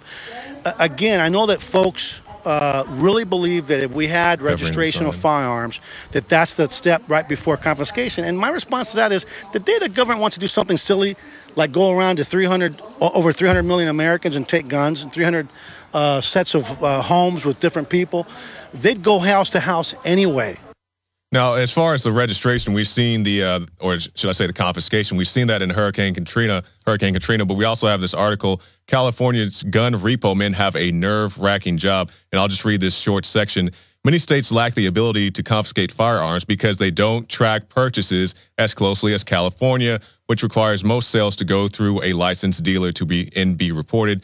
This is a quote, very, very few states have an archive of firearm owners like we do, says Winmute, who helped set up the program. So they're saying if we knew who had more. I have CNN saying California has confiscated no guns. And then Don Salazar wrote an article for Infowars.com with just them taking the guns and saying we use the database to get them. Yeah, I mean, that's what this is right here. This is this article right here. California gun repo men have a nerve. You know what? This is so important. I want to bring you all back in the next hour to play the first clip where Martinez says, don't worry, we're going to register, then we'll get your guns. I want to have you back to finish up on this at the bottom of the next hour, guys. I'm going to go to our guest. Okay. Amazing. Great job, gentlemen. And we'll have this all together in one big report on the Nightly News tonight, 7 o'clock Central, that I'm hosting. And one of you guys is doing the interview, right? Who are you interviewing tonight? I believe we're talking about the Paul Revere entries, was my understanding. Oh, good, good. That'll be awesome. Yeah. All right, great job, gentlemen. We're going to have the reporters back in here after we take calls for the first 30 minutes of the next hour. I want to bring up James O'Keefe now of theprojectveritas.org, and in a minute we'll play him this clip of the Austin City Council member saying, first we're going to register, then we're going to take your guns. But when I was talking to them about a month ago, I said somebody ought to go out to Piers Morgan's house and see if, he's got any bodyguards. And sure enough, he does. And he has Armed Response, which is a company that promises within 5 minutes to have an armored truck pull up with guys, with semi-automatic assault rifles and handguns. And sure enough, he's got that sign that guns protect his home. Just amazing hypocrisy. And, of course, none of the media picked it up. Infowars.com covered it. DrudgeReport.com covered it. WorldNet Daily covered it. Drudge Report, of course, picked up our story. But, James, good to have you back with us, my friend. Great to be back with you, Alex. What do you think of just the all-out hysterical assault on the Second Amendment and the unprecedented level of just lying about everything you're seeing and hearing? Well, I think it's, as I was on your show last time, we talked about how they would not put a gun on their lawn that says this home is proudly gun-free. But now we're finding, armed response security system signs on the property of Piers Morgan's. This is his Beverly Hills property. And we actually confronted Piers Morgan in the street outside of his CNN headquarters and asked him if he would be willing to help sign a pledge to remove guns from movies if any movie led to the death of any young child. So what I'm seeing is just the people who want to take guns away are not willing to apply that to their own personal lives. Now, we're going to roll some of this video for TV viewers out there that you guys shot. It's up at your Project Veritas site. If people want to see the whole thing, which I suggest they do, and share it. But for radio listeners, describe what your team did. Describe how you got the image of the fact that he has the sign saying he has an armed response security system. I mean, this is classic over-the-top hypocrisy. Yeah, this was in a very, very expensive area of Beverly Hills. And we called the Armed Security Response Systems Company. That's on the sign to determine exactly what it means to be armed. And she wouldn't give me too much information. This is the spokesperson, but she did say that there is the option to have private armed security show up if the response is triggered, if the alarm is triggered. So it is definitely the height of hypocrisy. It's not a surprise. You know, most of these journalists are very anti-gun in their messaging, but in their personal lives, they turn out to be pretty pro-gun, actually.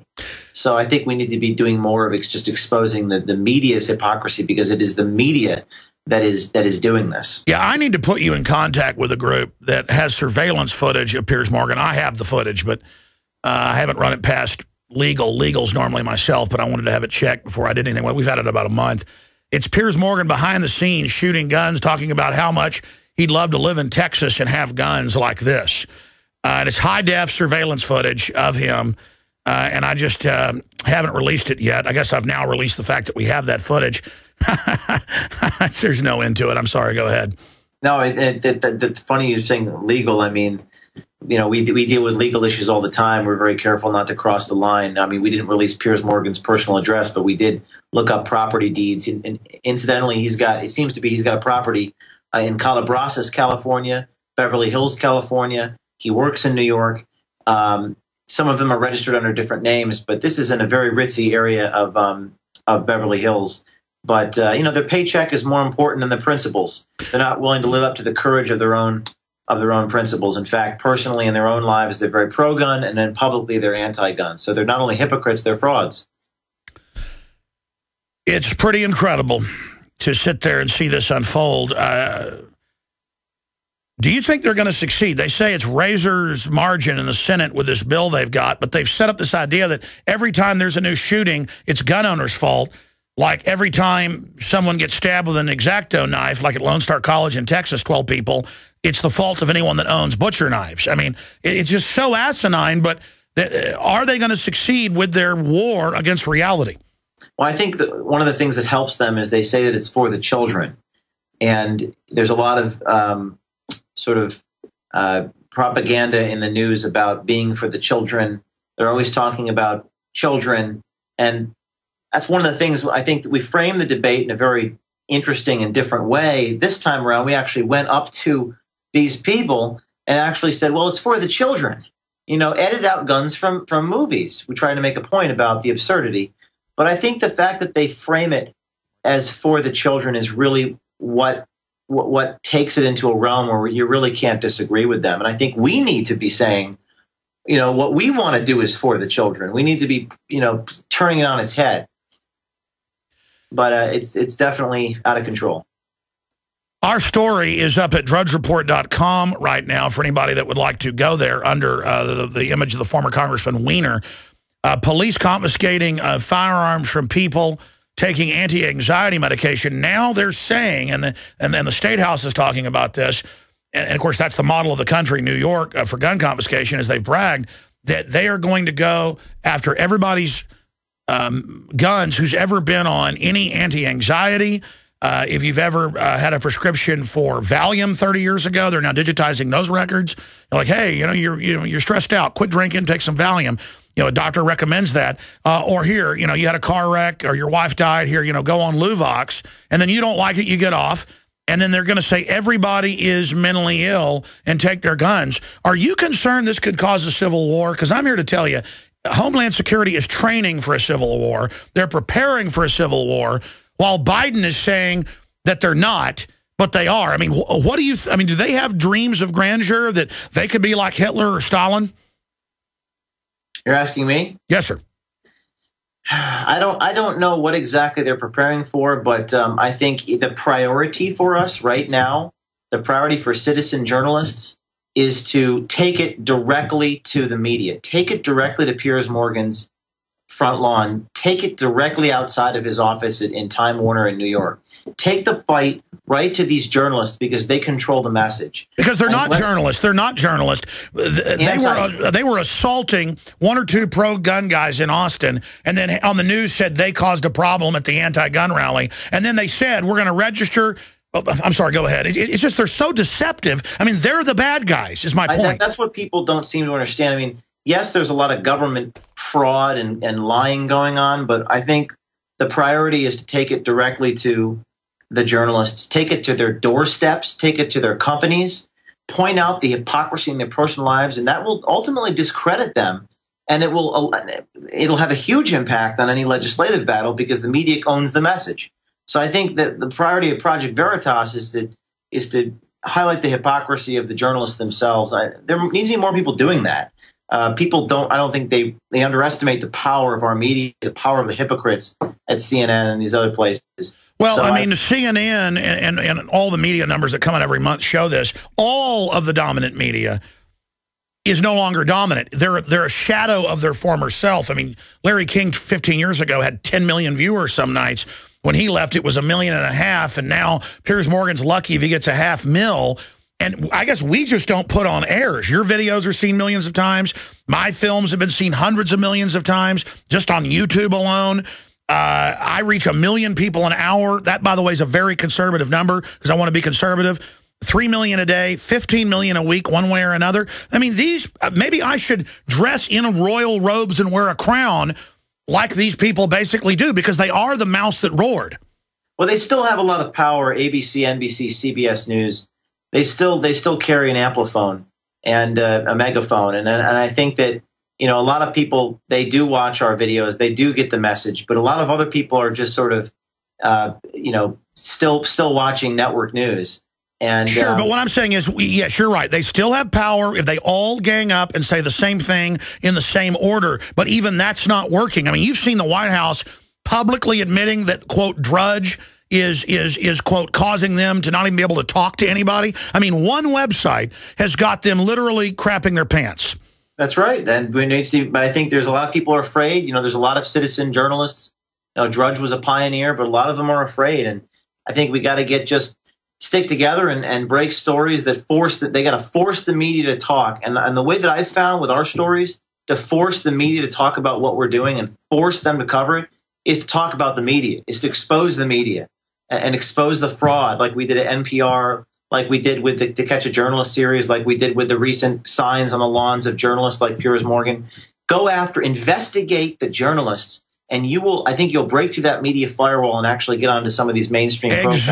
Exactly. That's what they're afraid of, is you exposing the man behind the curtain. And that's what the White House in memos and in public statements, some of them came out last week, I'm sure you saw that, where the main chief advisor to Obama said, we can't control the narrative. And then he used Drudge as kind of a catch-all as the top of the pyramid. I mean, it shows they're not all powerful. Yeah, they're not all powerful. There are cracks. There are cracks in their messaging system. But what you have to do is you have to force a consequence. You have to. And some of your reporting has. Reporting has got to force a government reaction, and that government reaction we picked up in the wires. That's what we do at Project Veritas. We did voter fraud investigations all last year. It forced investigations. And they tried to put you in prison. They issued criminal grand jury subpoenas against me for exposing the fact that the Attorney General's ballot was offered to a complete stranger. They've tried to issue criminal grand jury subpoenas when I exposed dead people, where ballots were given out in the names of dead people in places like New Hampshire. But what happened, which is interesting, is that a couple states changed their laws and then it forced the media to report on the fact that the laws are being changed. That's right. So they drag their heels because they don't want to talk about these. They don't want to talk about the facts. They want to deny it while they get their takeover done. Stay there. Let's come back and talk more about how to get on the offensive with Mr. O'Keefe of the... Hello, this is Ty. Ladies and gentlemen, I have to control myself to not literally become crazed on air.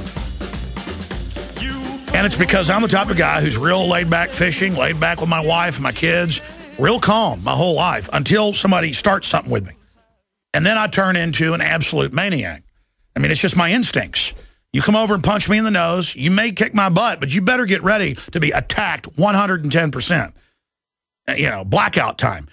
And that's why I start hyperventilating and yelling and screaming, because these people are a bunch of lying crooks, butchering everything, and I'm sick of them, and I'm tired of it. And I'm tired of all their memos saying they're going to ban our guns once they register them. They've done it all over the world. They've done it in New York, Chicago. And then I send my crew out to the anti-gun Bloomberg thing here in Austin, and they've got the mayor pro tem up there that, you know, flies around with the globalist, with the police chief who was with Obama and Biden yesterday, saying, as they had people slap and hit and grab, we showed the video earlier, the reporters, the citizen activists that are out there with a sign saying, no gun ban. And then the news says the pro-gun people caused a disturbance. They lie about that. And then they say no one wants your guns in the newscast, and actually show Martinez, who said, hey, your sign, that we're not taking your guns now, but after we finish this work, we are. And then we're going to get your guns. So you're going to need that sign. Here's the clip. I want to get James O'Keefe's comment on this and talk about what's coming up next with the ProjectVeritas.org. Here it is. Austin City Council Member Mike Martinez. Thank you so much.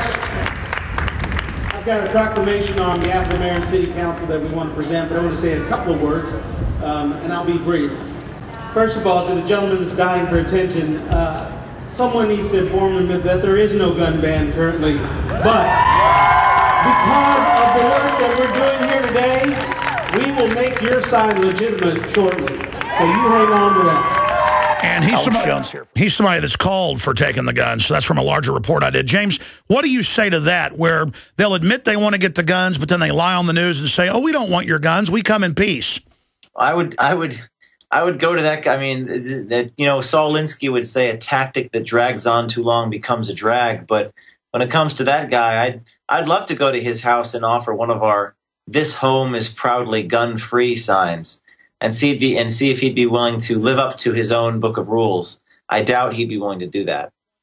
No, I know a little bit about the Martinez family from folks I know. Reportedly, they pack the heat. But I guess he just wants our guns. He wants to be the only guy with a gun. He probably wants to, you know, a lot of these people, it's guns for me, but not for thee. So it's really about aristocracy, and it's about the elites versus the people. And exactly. So we need to expose that. Our reporters need to expose the aristocracy, the elitism, and the disconnect between the people in power and the people who aren't. I know you're always doing big stuff. What's coming next? We've got about 5 major investigations. We've got something on Bloomberg. We're working on some federal programs. Some other stuff I can't even talk about. I mean, I'm going to be releasing a book in June. It's called Breakthrough.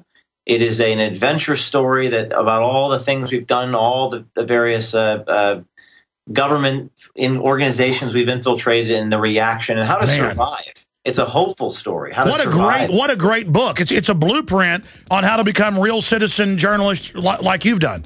It's a hand guide. It's a field manual, and how to break through the media firewall. It's really important, not just to break stories that actually get covered by the. So Saul Alinsky dedicated his book to Lucifer, How to Use Deception and Evil. They use that. You're writing a handbook, How to Use Good, dedicated to God. We'll be right back in 60 seconds with our guest. You know, I know that James O'Keefe knows Glenn Beck, been on the show a lot, and I think Glenn Beck does a lot of good work. My wife calls me this morning. I'm driving into work about 9 a.m., and she goes, hey, I just tuned into Glenn Beck on local radio on your local affiliate, and he's talking about how they're going to take everybody's guns who's ever been on any type of anti-anxiety medication. And I said, yeah, that's our story from last night. So I pulled over, and I already knew.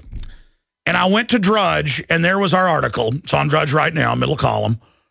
And I tune in, and he's reading it still. This is like 3 minutes later, going back to pieces, not saying it's from Infowars.com.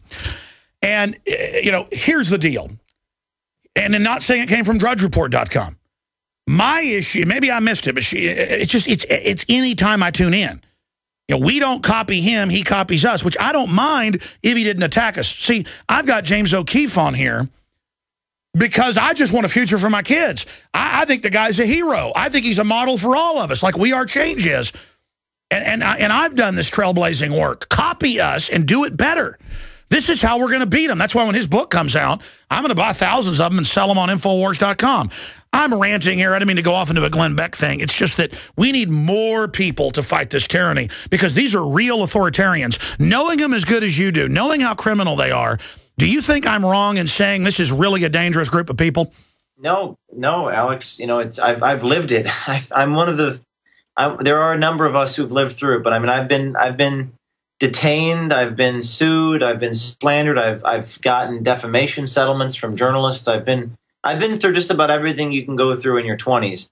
And what I've learned is that the most important thing is to keep going, is to not stop. That's really, they can't. I mean, I'm a Christian guy, so I mean, I'm not worried. I'm just trying to expose things. What we don't have enough of is we don't have fact finders, and that's what, you know, Drudge is great. He links to new stories, new information. You put out one fact, it seems like it gets consumed by so many different blogs. So my message is to get citizen journalists to go out there and not be afraid and expose new information, new content. We need more content. We have plenty of distribution platforms. Now we just need new content, and that's what my book is going to be about. It's going to be about how to survive the machine and make a difference. Hey, what do you, all the things you've learned, all the knowledge, transferring it to others, invaluable. I'm telling you, I'm excited to read the book. That's why I'm foaming at the mouth. There's actually, you know, like the Saul Alinsky's Rules for Radicals, you said he dedicated it to Lucifer. In many ways, I kind of, you know, half-heartedly dedicate this book to Saul Alinsky because I've learned a lot from people like Saul Alinsky and these community organizers. They used to organize people for power, you know, to overturn the republic, the democratic idea. And what I'm doing is using those same community organizing tactics to organize like-minded citizen journalists for power. And you're using the truth instead of lies. Well, see, I haven't read your book yet. You're going to send me a copy.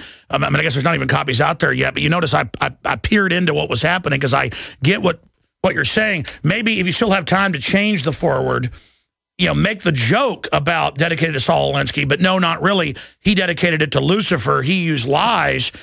We're using truth. I dedicate this to Jesus Christ. That's a very good idea. I'm actually finishing the acknowledgments right now, so I can add something to that. Well, I don't mean to be a preacher, but there's your word of knowledge, my friend. Thank you. You have done well, Lord Vader. Hey, seriously, let's do 5 more minutes, or do you have to go? You got another interview coming up? Actually, I just have to I got a couple of my guerrilla journalists in the field right now doing some videos, so I have to advise them. So I was going to call them at 2 o'clock. Absolutely. All right, we'll get to that, and then we're going to have you back very soon to talk more about what's going on, because I know you're going to be breaking big news. We're going to be breaking stories all the next few months, so I'll be sure to... On Bloomberg. We'll be right back. Thanks, buddy. Through Friday from 11 a.m.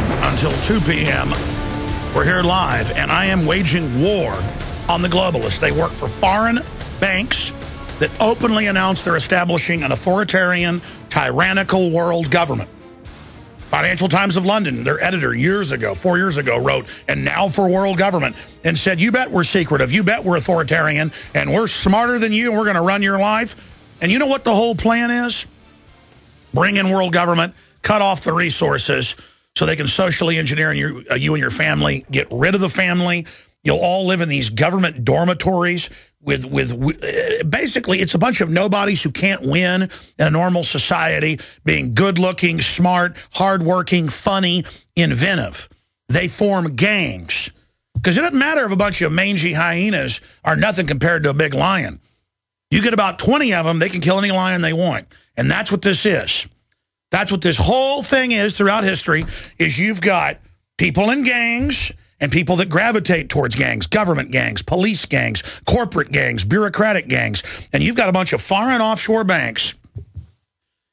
People say, how do you fight them? Go look at who gives money to Handgun Control Incorporated, the Violence Policy Center, and then all the other big foundations that fence it out to them, the Ford Foundation, the Carnegie Foundation. Go look at what they're for. In the family. Get rid of national sovereignty. Open the borders completely up to bring in groups that are clients of the government.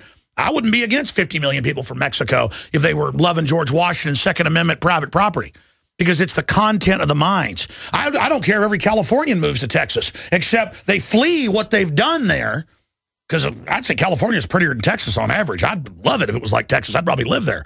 But it's a hellhole. And then you come here, you've already pooped in your pool there. Now I'm in the pool in Texas, and you're squatting, crapping all over us. And I'm like, listen, you're crapping in the pool. And they're like, no, I'm not, while I'm watching them do it. Listen, get it through your bug-eyed brain, okay? You're not going to suck us dry like Russia and Nazi Germany. Get it through your stinking brain. I know you're cowards and weak, so you lust after power because you've never had it, okay? You don't even know what you're getting into, okay? Because you're weak idiots. The useful idiots always open up the bridge, the drawbridge, and open the gate for the enemy to come in. And you know the first people the enemy slits the throats of is, they don't want a traitor that'll open the gate for the next person. They despise you, Mike Martinez. They despise you. And the globalists all hate each other as well. I mean, they've written about it at these Bilderberg and Davos and Bohemian Grove meetings. They're all a bunch of backstabbing mafia crud. Dishonorable. That's why they want to corrupt society, so you're dishonorable. Because if you're not dishonorable, then society will be strong and they can't overrun you. And I'm not an honorable person because I've got some goody two-shoes idea. I'm honorable because it makes sense. And let me tell you, this is a dishonorable world now. Wickedness is spreading. And I don't mean the wickedness the preacher talks about and he's a goody two-shoes and a fake. Okay, I know about wickedness because my heart is wicked. Very wicked, ladies and gentlemen. But the good in me is even stronger. And I can tell you, not just their political actions, but all of it. I've been around the so-called Democratic Party and who they are. They are the authoritarian scum of the earth. Does that mean the Republicans are good? No, they're controlled by the very same globalist. What I'm getting at here is that we are in a crisis and these are bad people. How do you know if you're walking down an alleyway at night and you see some really scary people looking at you in an aggressive way and in a predatory way, and you know they're stalking you, and they sure enough say, "What time is it, buddy?" And then if you're dumb enough to, because they're looking for somebody that'll go up against the wall, "I'm your friend. Mind if I have your wallet?" Because then it's not even stealing. He gave it to me. I mean, I've been on the New York subway in the morning and at night when they're doing that to an old lady. And, you know, it doesn't even matter. It doesn't even matter. The point is that I don't want to live under this bondage. You don't want to live under it. Find your common sense. Find out what's happening. I'm going to have them with us for the rest of the hour here today. Jakari Jackson and David Knight. We just had James O'Keefe on from the Veritas Project. And we're taking action. And let me tell you, it's exciting, it's bold. People play video games for adventure. They go and jump out of airplanes for adventure. They go and do all this stuff looking for the adventure. The adventure is always about defending liberty and freedom, so you can go out and write the books you want to write, so you can go out and be the journalist you want to be, so you can go out and worship the God you want to worship, so you can go out and build the business and the idea you want without some big cartel having government shut you down because you didn't go through the right process. You know what you got to do to get drugs approved nowadays? You got to go pay off U.S. military generals to get them to fast-track human testing on U.S. troops for anything. I happen to know people in drug development, okay? You go pay off generals, and it's all legal. You pay them off and their advisory board that's got congressmen on it, and then they all get a piece of the drug, and then it gets approved, even if it kills people. That's how America works. You hear, oh, we can't get the drugs approved. They've got warehouses of treatments and near cures for everything. They have found the cures for cancer 99% of the time. There's no 100%. There's complications. They've got all of it, and they're going, we've got all this. We've got all this incredible technology. We've got antimatter power systems. That's been leaked. They've got everything. And they're going, well, we don't need all these people. Look at their ugly eating hamburgers and stumbling around, tattoos all over them. You're the ones that did that to them. You're the ones that sold them a culture. I'm not saying you're bad if you have tattoos. You know my point. To destroy you so that you would be weak so that they could run over you. Eugenics isn't get rid of the bad, build up the good, which is evil in itself because you know where that goes. Real eugenics, when you get deep into it, is about targeting the strong, the beautiful, Be creative, because you are a threat to them, just like a lion will kill a baby male lion. He'll come over and smell it, and then he'll eat it. Grizzly bears do it. Every predatory species does it. And make no mistake, humans are predatory. And so the globalists call themselves another species. They're above us, and they want us disarmed. The toll-free number to join us after we go through these clips is 800-259-9231, 800-259-9231. You either wake up and get the fire of liberty burning in your heart, or get ready to be a total techno-slave. And again, at the end of this road isn't just slavery. The New World Order's got all these little jobs where you can have petty power through the system. But at the end of the day, it's meant to be cycled down and shut down. 800-259-9231. What do you think of Mike Martinez? What do you think of Bloomberg? What do you think of these Democrats openly saying, with Republican traitors, that they are going to ban our guns once they register them? Well, we already knew that. It's the sneakiness of these people. That should discredit them, but they always have these weak, pathetic, gibbering people that look like mental patients. I mean, I've gone to these anti-gun rallies, and it just looks like it doesn't matter if they're black, white, Hispanic. These people all look like Buzz Bissinger. I mean, they are fundamentally weirdo people who hate you and want to pull you down. I'm sorry I've said that. Gentlemen, I'm ranting. We're going to break here in a few minutes. Jakari, David Knight, hearing all this, I just realized the full assault is now happening. The enemy is putting their full weight on us. This is the main assault. It's just going to get worse. And this is where we decide who we are. And now I realize the gun owners aren't going to turn them in. It's going to turn into a shooting war. They're going to call gun owners terrorists, and it's off to the races. How do we stop that? How do we avert that? And recap some of the other clips before we play the clips we haven't gotten to yet, because you were in here with us last hour, for those that don't know. Well, you talked about the big... Oh, go ahead. You talked about the big picture. We're going to talk about some of the details, because Arcevedo is talking about registration versus confiscation. He's talking about, are we really on a slippery slope? And so we want to talk about some of those issues and what he said there, and what he's calling for and what the Democrats are calling for, where that's going to lead immediately. Absolutely. Yeah, and I don't know if the guys have the clip ready. It's clip number 6, if we have time to play that. Now, let's go ahead, and he's queuing that up, and we're going to... what did you think when the news, because I played that local KVUE piece where they said, no one wanted to take the guns. And then they edit Martinez to make it sound like he wasn't going to take the guns. Yeah, when he said we're going to, I mean, it's just, and I guarantee they got a pat on the back. Good job lying to the viewers. Yeah, it's definitely sleight of hand, because they took the clip, well, I can't say they took it out of context. They just edited it in a certain way that when they play the lady saying, well, I'm not trying to take anybody's guns, and maybe she isn't. She wants responsible gun restrictions, whatever that means to her. But then you play Martinez, who says, yes, I will take your guns. I'm going to make your sign legitimate, because you see the guy with the sign that says, in the gun ban or no gun ban. Oh, I'll guarantee if she's the head of that group, she wants total abolition. I've run into these people behind the scenes. Yeah, I mean, I wouldn't be surprised at that myself, because they may start with that. We think we can get this today, but I wouldn't be surprised if many of those people just wanted to complete abolition of firearms. Most of those people have been let out of mental institutions, or they're in the government. Because I've been to dozens of those, and I mean they're all weirdos. Go ahead. We need to stop this at registration. And we're going to talk about why we need to do that. We got that clip ready. Let's run that. Yeah, let's go to that clip. Here it is. Registration of people who have not been convicted of any crime? You know what? Personally, I wouldn't have a problem with that, because to me, I register my car for a reason. This is Austin Police That Chief. is so people know that's my vehicle, belongs to me. And if anybody's found with that vehicle and it gets run, then they know there's a problem. When I sell my vehicle, I do what's called release of liability. I transfer ownership. They use registration now to steal your car. The government does when you haven't paid the really taxes. believe that if we had registration of firearms, that's the step right before confiscation. And my response to that is, the day the government wants to do something silly, like go around to over 300 million Americans and take guns, and 300 sets of homes with different people, they'd go house to house anyway. So I'm not exactly sure what he was implying there. No, the official new Army manuals for house-to-house gun confiscation, they did it in Katrina, and they're already taking guns in all these states that are banning them and arresting people for over 10-round mags with felonies. I mean, it's happening. But they do want to know who has the guns. Of course they do. They admit that. Yeah. But the thing, listen to the analogy that he's making, because this was all over a lot of people's signs that, of course, had been prepared for the crowd before they got there. And that was this analogy of automobiles to guns, and registration of automobiles to registration of guns. That's not the analogy we're talking about. We're talking about a First Amendment type of analogy. You need to compare the Second Amendment to the First Amendment.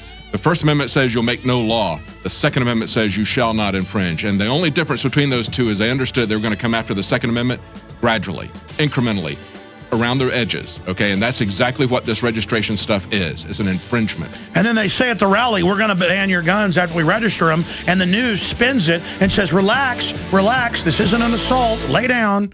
All right, in the next segment with my two co-hosts here today, Jakari Jackson and David Knight, we will start going to your phone calls interspersed with some of the clips we played earlier, but we were just getting into Arte Saveda saying, hey, don't worry about registration leading to confiscation. That's ridiculous. Who ever heard of that? Meanwhile, they just had a speech up there where the city councilman's like, hey, don't worry. First, we're going to register. Then your sign about gun ban, you're going to need that sign because that's what we're going to do. And then the crowd's all laughing and cheering, and a woman comes up with her hand and kind of hits him in the back, and they're grabbing at his sign, and then the media's like, look at that troublemaking gun owner over there.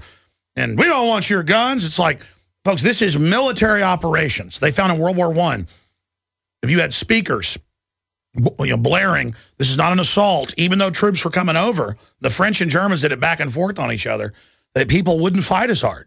So they just, it's like in Saving Private Ryan where the German soldiers, they're trying to stab each other, and the American soldier starts getting the upper hand, and the guy's like, oh, no, let's be friends. Let's be friends. We're not fighting now. And the guy gives up, and then he's like, slides that knife in. We don't want your guns. There's no bullets. There's nothing going on. The Federal Reserve it in private. Yeah. I'm sorry. Go ahead. That's exactly right. Now, I just want to talk about a little bit about their views. These people at this rally, they just want reasonable restrictions, and one of those restrictions is to have people who have felony offenses, not be able to have their right to bear arms. Now, to many people, that may sound reasonable. They think about felonies as murder or heavy drug trafficking, but we have the article on Infowars.com about a man who was arrested, charged with felony offenses for releasing balloons. And you think about this is the new bar, or should I say the bar has been lowered. You can see you can see it right there. Man faces 5 years in prison for releasing balloons. And people say, that's Infowars.com. Well, go to the bottom then and click on the Sun Sentinel newspaper. He's facing 5 to 7 years for releasing 3 heart-shaped balloons. Yeah, so that's the new bar. For environmental crimes. Yeah, so if you release he wouldn't balloons, be able to have guns because he let those balloons go. Because he would have a felony if he's charged with that. And on that same account, we can go to clip number 7 here, and this is Acevedo talking about the slippery slope of gun registration. Here it is. I would really like to see an anti-gun trafficking federal law to keep people from trafficking guns to folks that shouldn't have them. I know that Alex and a lot of his viewers are worried about that slippery slope. But like I've told Alex before, and I feel this in my heart of hearts, the right to bear arms has been part of our nation's history. I mean, it was a huge part of our nation's history. It's something that we have to support. But we protect it by taking common sense steps to do a better job keeping guns out of the wrong people's hands. Over there in Colorado, in Aurora, where that guy would have been nice to be able to have something where we could at least take possession of those firearms for safekeeping until they can work through their issues. So there you go. He said, I at least like to have access to those guns temporarily, pre-crime, because he had... But meanwhile, he was planning it. He told everyone it's now come out in court. He was on 7 drugs in a mind-controlled DARPA program. Gee, wonder why the top Air Force psych warfare specialist didn't tell the police, but now, because it's on record, goes, oh, well, I did. Oh, they never stop him. I wonder why. And Adam Lanza had his guns illegally. He tried to buy guns 5 times. Oh, yeah. But look at what Acevedo's doing. He's doing the typical Democrat talking points. He comes out and he says, we only want to take guns away from criminals, people who are convicted felons. We're going to give them due process, and then they shouldn't have guns anymore because they've been judged to be dangerous to the community. And like Jakari just pointed out, a felony is not what you think of as a felony. It could be releasing a couple balloons on the beach and then getting hit with a felony charge. It could be from the interview that you had earlier this week, Jakari, with Antonio Beeler. Yeah. And Alex, that situation. He was arrested for filming police attacking somebody else. Here in Austin. Yeah, here in Austin. And then he was attacked by the police. This is all on camera. We've shown it on Infowars. He's backing away. They say he assaulted them. Yeah, and then they say that he spit on them. You can see the police are wrestling him to the ground. He has his hands up like this, you know, like I'm not resisting, and they try to slam him to the ground. A pretty pathetic attempt, if I might add so myself. But they're trying to slam the guy to the ground, and he said, I'm not resisting, but, you know, now they're trying to charge him with felonies for filming police. And then they'll get his guns, don't worry. And Acevedo supported that. He supported the officers who were lying, okay, and he pushed for maximum charges on this guy. And it's always, oh, we love the veterans. The truth is they hate him because he's an Army Ranger, you know, from Iraq and Kosovo. Mm-hmm. Yeah. We'll show you.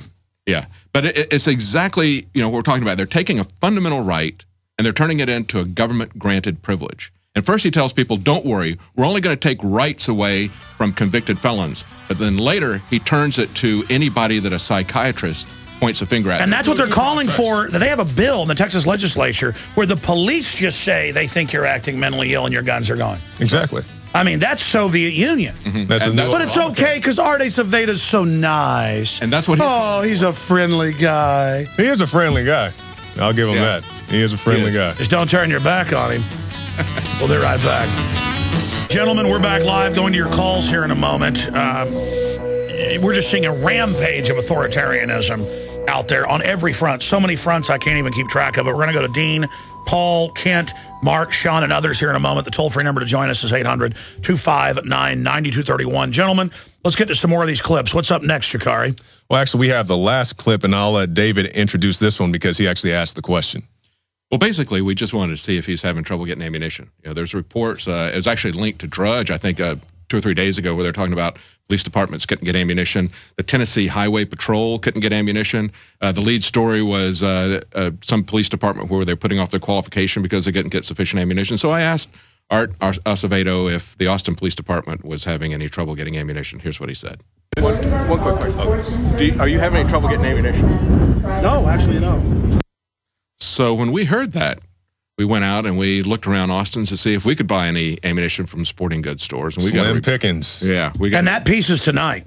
No, it'll be tomorrow night. Tomorrow night. Yeah. And to be clear, I was in an academy about a month ago buying ammo, and you have to go to the front register to get one box of 223, 308, or 40 or 9, all the government stuff. And I was told by the guys behind the counter, well, trucks come in, there's guys waiting. Sometimes it's the police. We try to help them out. You found one article out of East Texas where the gun shop said they give cops preferential treatment. So I sent you over there to see, let's show people there's real, because I told Watson about this actually it was a month and a half ago before anybody had the news that they were rationing ammo. And for whatever reason, he's a great writer. He had too much on his plate. Now it's news. But I was there at Academy, and then I called around at other academies. They go, no, you get one box. You guys experienced that same thing, correct? Oh, yeah. We did some hidden camera stuff. I believe we all went out. I went to one of the academies here in Austin, and I go to the front counter. Well, first I go back to the gun bar. And then, you know, they're more the desired ammunition, your 223s, your 9mm. They kept those up front. So I go back up front to the customer service desk, and I say, hey, do you have any 223s? They say, yes, but you can only buy one box. And I was like, okay. So I pull out my money, and the guy behind the cashier girl, he said, well, you can buy 2 if you have somebody else buy 1. But the cashier girl is telling me, no, this is our last box. So I'm like, okay, do you have 1 box, or can I buy 2 if I'm with somebody else? Then the guy says, okay, just let the guy buy 2. But I only had enough money for 1, so I just bought 1. And that was that Remington boar killer. Yeah, that's 223. That's the one you saw. We have back there in the office.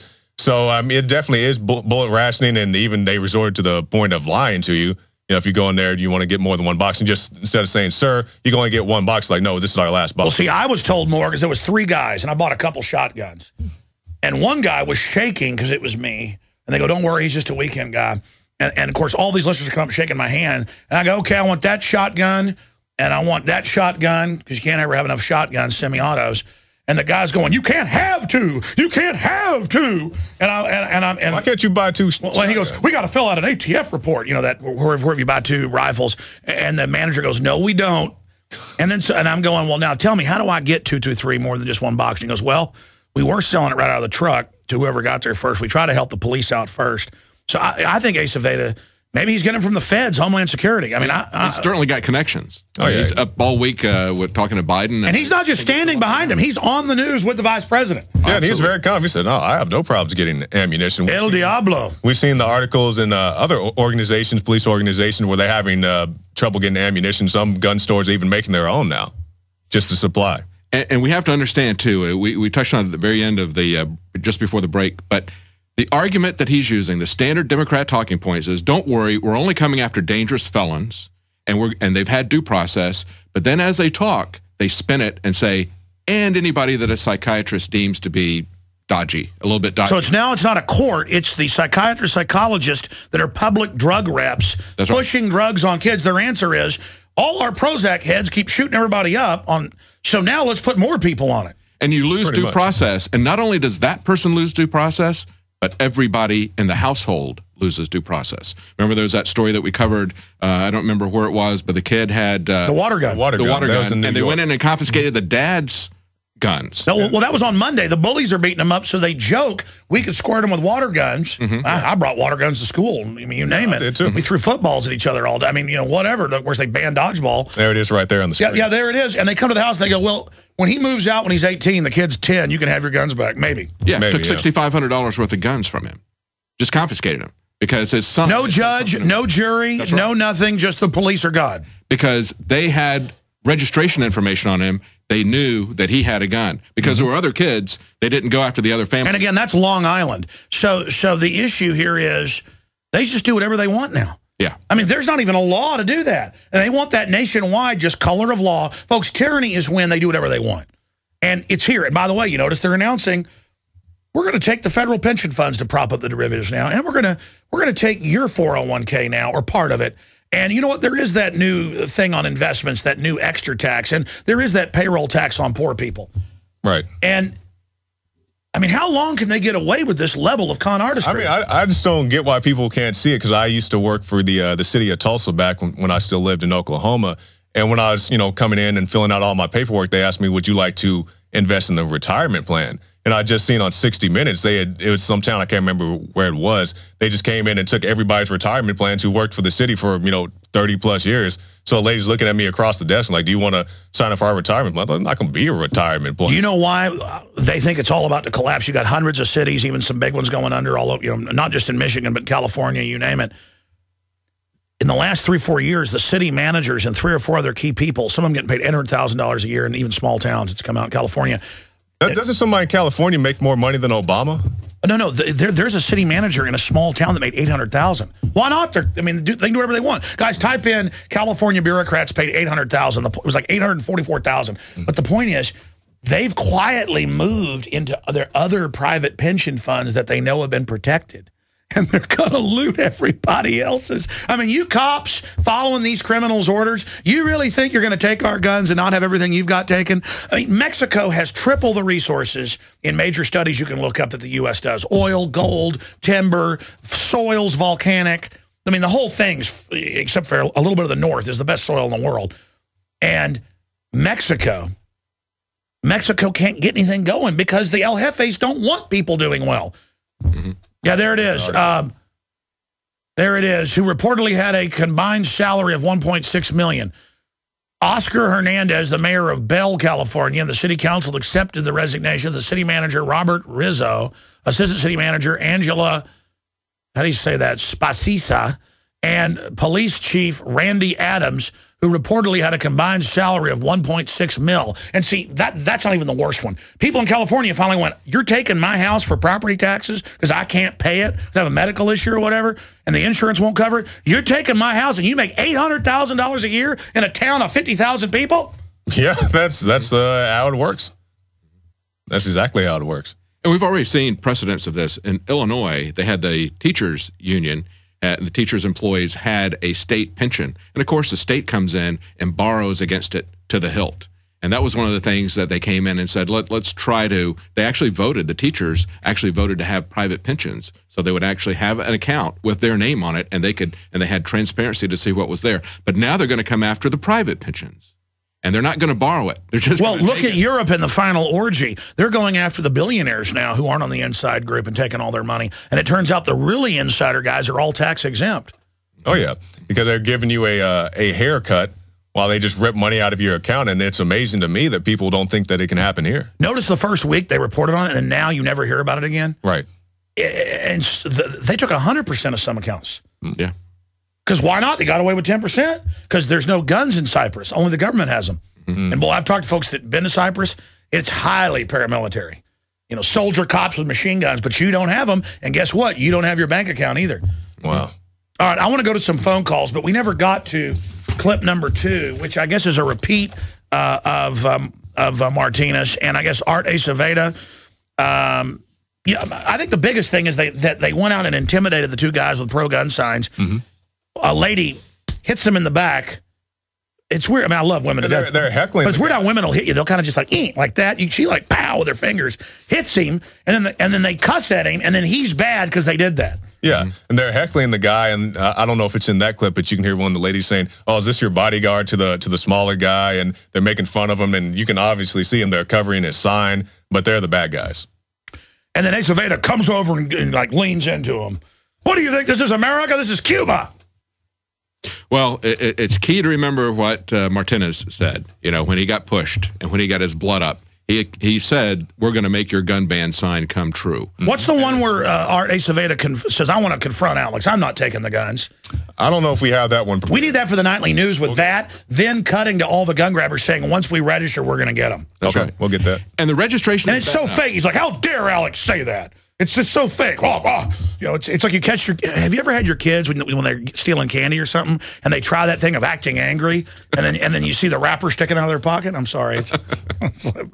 Well, the registration that he's proposing, that the Democrats are proposing, is bad enough, even without all-out confiscation. We understand it is a step to confiscation, but it is going to have immediate effect on a lot of people when you look at the way they're going around and already using registration information to grab your guns if they see something on Facebook that your son put on there about a squirt gun or something, right?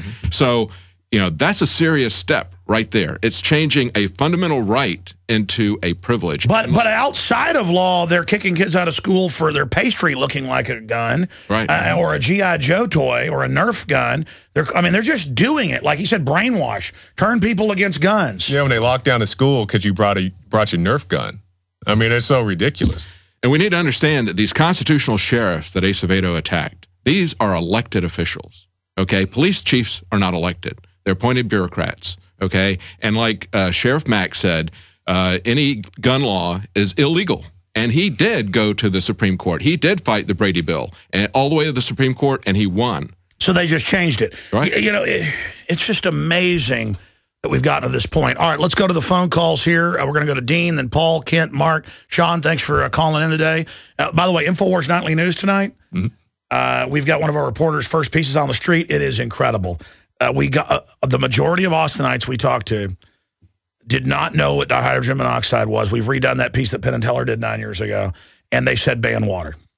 And then you guys are going to go out, and you're going to get them to say ban sodium chloride and carbon dioxide, yeah. What you breathe out. Of course, the EPA's on board with that. No, they are. And yeah, that's just as ridiculous as banning water if you stop and think about it. Well, the plants would die. You know, they've done the ice core samples. The lowest ever recorded are carbon dioxide.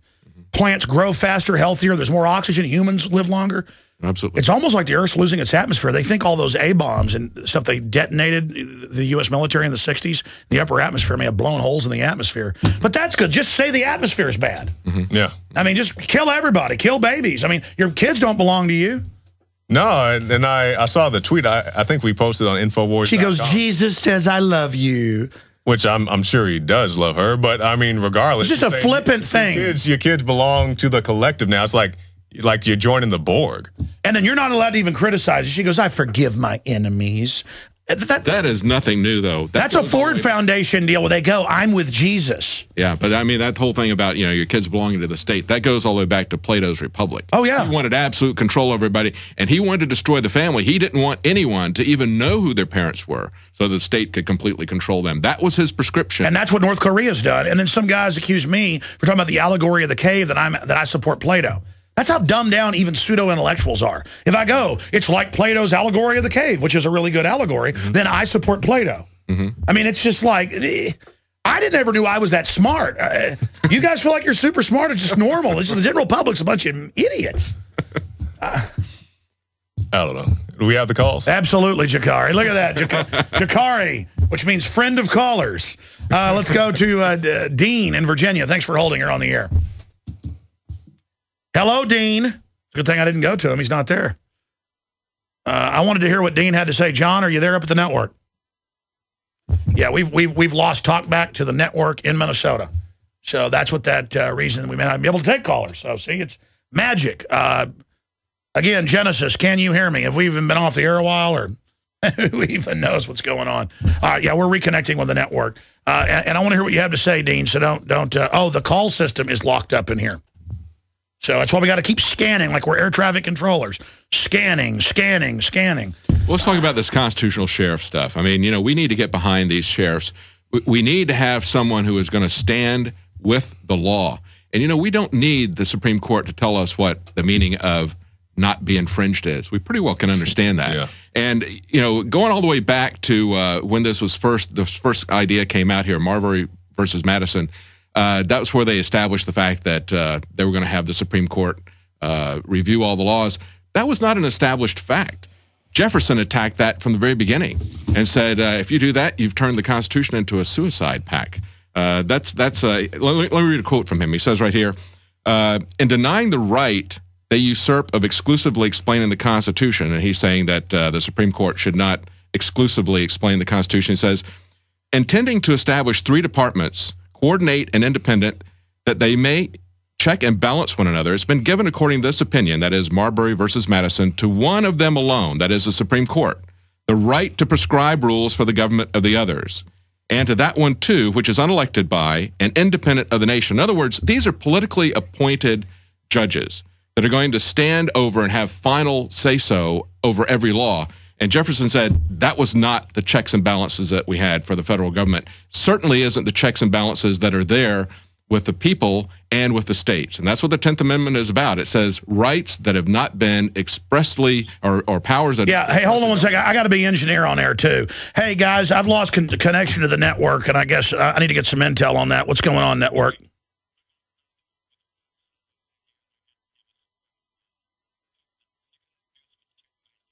We're being hit by denial of service? All right. All right, well, I just want to get on the phone with you and make sure that was happening. All right, I'm engineer, too. All right, thanks. Wonder why we can't go to the phone calls. Go ahead, sorry. Well, the bottom line is that, you know, what Acevedo was saying when he attacked the constitutional sheriffs was he was saying, you know, you have to do everything that the Supreme Court says. Well, the Supreme Court and everyone at the federal level is subordinate to the Constitution. And we so what if we got a gang of 9? What if a foreign government got kids like sleeper cells, which is why we said you had to be natural born here to be president. That used to happen in Europe. What if you got a Manchurian Supreme Court that then said you have to sacrifice your children on their 5th birthday? Oh, well, that's the Supreme Court. Let's do that. Mm-hmm. I mean, it's the Bill of Rights, the Constitution, which never fully got enforced, i.e. slavery and stuff, until people did enforce it. Right. You see, people say the Constitution Bill of Rights failed because they hate it because it's the best thing ever created in history. And talking about the Bill of Rights, there's a lady, I'm not sure if we have it in our clips or not, but she had a sign that said, what amendment protects our children from the Second Amendment? And I'm like, how many times have you been saved or somebody in your family has been saved, or even if you didn't know it, just because, let's say a police officer comes up, they're not afraid of the police officer, they're afraid of the gun on his hip. You know, that's why when the police officer pulls out the gun, the people start running. But, you know, for some reason, it's the Second Amendment's fault. Yeah. All right, folks, we've got like triple redundancy backed up to the network up in Minnesota, but occasionally one of the connections cuts out. We're not aware of it. So that caller was probably there on air going, hello, hello, hello, and I'm just sitting there going, ooh. So we're going to come back. Don't throw away leftovers. All right, sorry for the call problems. We're going to go into overdrive a little bit with the nightly news crew, and then we'll be back tonight. I'm hosting the news, but you guys are doing some of the interviews and reviewing some of the great films that are coming in on the $115,000 Paul Revere contest we're running. Don't forget, folks, we take the money that comes in here to get crew, research, films, to fight the globalist. We want to win. That's what we're after. What makes our boat float? Fighting tyranny. I mean, because the tyrants are a bunch of crooks. I mean, if you don't have an instinct to fight them, something's wrong with you. And so buy the books, buy the videos, buy your storable, high-quality seeds from us, your high-quality storable food from InfoWarsStore.com, the great eFoods Direct products. buy subscriptions to the magazine, makes a great gift subscription. Get a 1-year subscription, 12 issues, give it to your police department. Just put their address in there, pay for it. Boom, it includes shipping. Buy them in bulk of groups of 10 up to 100. Big color glossy magazine with the most hardcore articles of the month and a lot of original graphics and articles as well. The latest issue is the hoax issue, exposing all the government hoaxes. Kent in Mississippi, then Paul, Mark, and Sean. Kent, thanks for holding. You're on the air. Welcome. Alex, how you doing? Good, sir. Welcome. All right, I just got a couple points I just wanted to make. Just been awake for a few years now, and I go to work every single day preaching, trying to show people just search engine, Operation Northwoods, Gladio, Ajax, etc. The UN, David Spangler. No one will enter the New World Order without taking a Luciferian pledge. Why can't people understand? aka the New World Order. They're taking over the planet. I've gone to the congressional record seeing these famous quotes, and they're in there going, "We will have to pay for the New World Order in blood. We pledge to Lucifer." I mean, these people are crazy. Well, let's look at. I was just going to say, you made that montage. I think it was last week or the week before, and people keep saying there's no New World Order, and you lined up all these clips showing that all these people have called for a New World Order or a world government, which defines as a world government. Yeah. And then Joe Biden goes, "I want a New World Order," but it doesn't exist. Pretty much. Well, let's look at the UN Arms Trade Treaty. This is something that they've been planning for quite some time. They had this coming up for a vote in July, but they were still really getting hit with this Fast and Furious scandal, right? So they pushed that and they said, we'll do that after the election. And then they ran the false flags. Right. What does your gut tell you about Sandy Hook and Aurora? Oh, I think they're false. Yeah, I think they're false flags. The timing was just too suspicious. They did that 1 week exactly before they were going to have the UN vote. Well, they should have gotten better actors, too. Yeah, it did. It's like the worst actors I've ever seen. It didn't really overcome the narrative and the news that was going on with Fast and Furious, because the Republicans were really hitting that for political gain just before the election. So they said, we're going to come back after the election. So abruptly, I was up there at the UN. We were filming just for this very issue with another group, and they pulled it out abruptly. Like 2 days before, they said, that's it. We're going to come back after the election. They came back the very day of the election, and they were ready to do this in the lame duck session if they needed to. But because Obama and the Democrats were having a good election, they said, we're going to revisit this in March when they've got even stronger. And magically, what came next? Yeah, and the thing about Sandy Hook is when we went out to the this recent rally, we were asking Acevedo and even some other people, and Sandy Hook was the thing that nobody really wanted to talk about. Every time we brought the question to someone's like, well, I don't know too much about that shooting. I don't know too much about that shooting, but I'll tell you about Virginia Tech. I'll tell you about the Aurora shooting. I was like, why doesn't anybody want to talk about Sandy Hook when it's the new thing that's pushing the new agenda out there? Well, I mean, most of those people, because I've been to literally, let's not exaggerate, 20 of the 10 bureaucrat marches. And, I mean, it's all either kind of mental patients they bring along, or it's government workers, or it's actual globalist agents. Oh, yeah. And I think the reason they didn't want to talk about Sandy Hook when they're pushing their registration agenda, I mean, this is the guy who, regardless if you believe the official story says that the guy stole the firearm from his mother. And they don't want to talk about that. Can you say, well, if you get stricter background checks, how's it going to stop a guy from stealing a gun? They don't want to bring that up, and I think that's incredible. Infowars Nightly News, 7 o'clock Central tonight. I'm hosting it. These guys will be in there with more news and commentary. But we're going to go to Overdrive, and I promise I'm going to shut up and go to Mark and Sean and Paul and Ron and a few others. Ron in New York, the retired cop. I need to call him. He's got some good intel for me. I got his number in my cell phone. I haven't called him yet. We'll be right back. Stay with us. Internet streams. We're doing a couple segments of Overdrive here. Some stations carry it. For years, I did a 4th hour, went back to 3 hours, so I can do the nightly news.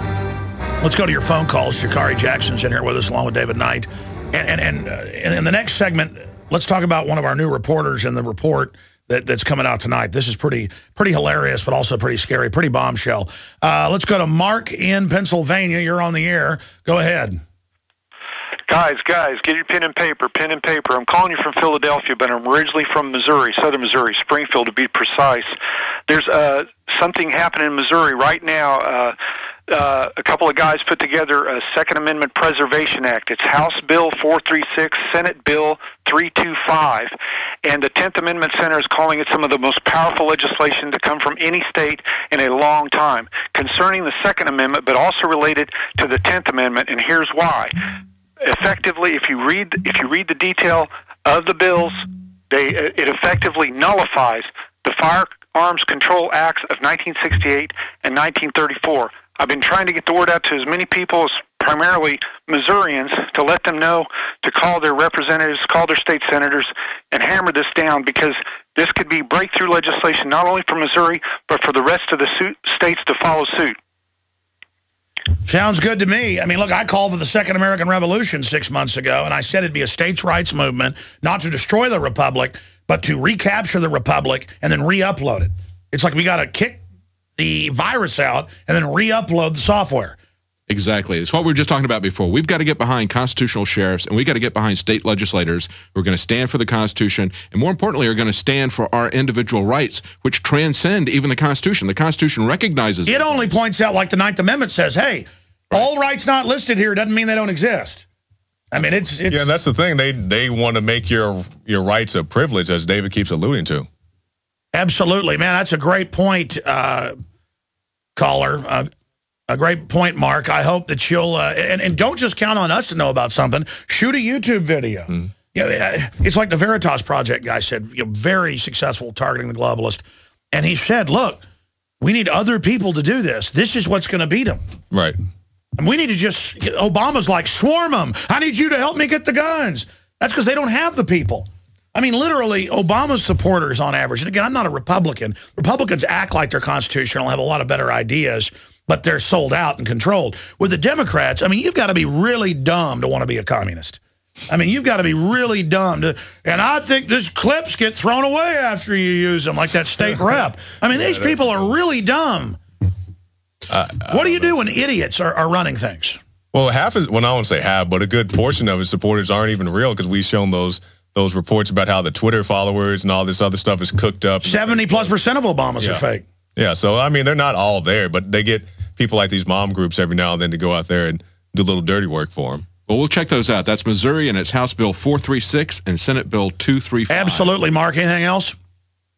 Well, I just also a friend of mine put together a website. It's 1776trumps1984.com. You can find out more information. People can go there and download the flyer. They can pass them out. It's a pretty neat flyer. It's got a colonial guy with the AK-47. I wonder where you thought of that. 1776 Trumps 1984. I love it. We ought to come up with a weird card deck that has like stuff like that on it. Not just here's the bad New World Order guy, but like funny stuff, you know. All right, brother. Good to hear from you. I'm going to check that site out. And again, please, ladies and gentlemen, we're going to go to break, come back and do another segment with your calls for Sean and Ron and Paul and Alex and everybody with our guest host here. It's fun having you guys ride shotgun with me. Yeah, it's an interesting day. A day long remembered. We've seen the end of Kenobi. We'll soon see the end of the rebellion. All right, I'm going to stop it. I get a little dingy, Jakari. I know. Can you imagine someday, Jakari, not even knowing you're on the air, not even caring? I can see that day coming, yeah. I hear the train a-coming, it's rolling around the bend, and I ain't seen the sunshine since I don't know when. You guys were saying, can you really do a Darth Vader? Yeah, that's pretty good. I can probably really do it. Don't act so surprised, Your Highness. You weren't on the Mercy mission this time. Several transmissions were beamed to this ship. I want to know what happened to the plans they sent you. This is a diplomatic ship. You are part of the Rebel Alliance and a traitor. Take her away. Yeah. Anyway, I'm just having fun. Spot on. Why not have some fun while these gun-grabbing bastards are running all over us, lying to us? You know what makes me the maddest? If they said, we are here to enslave you, lay down your arms, or we'll kill you. Yeah.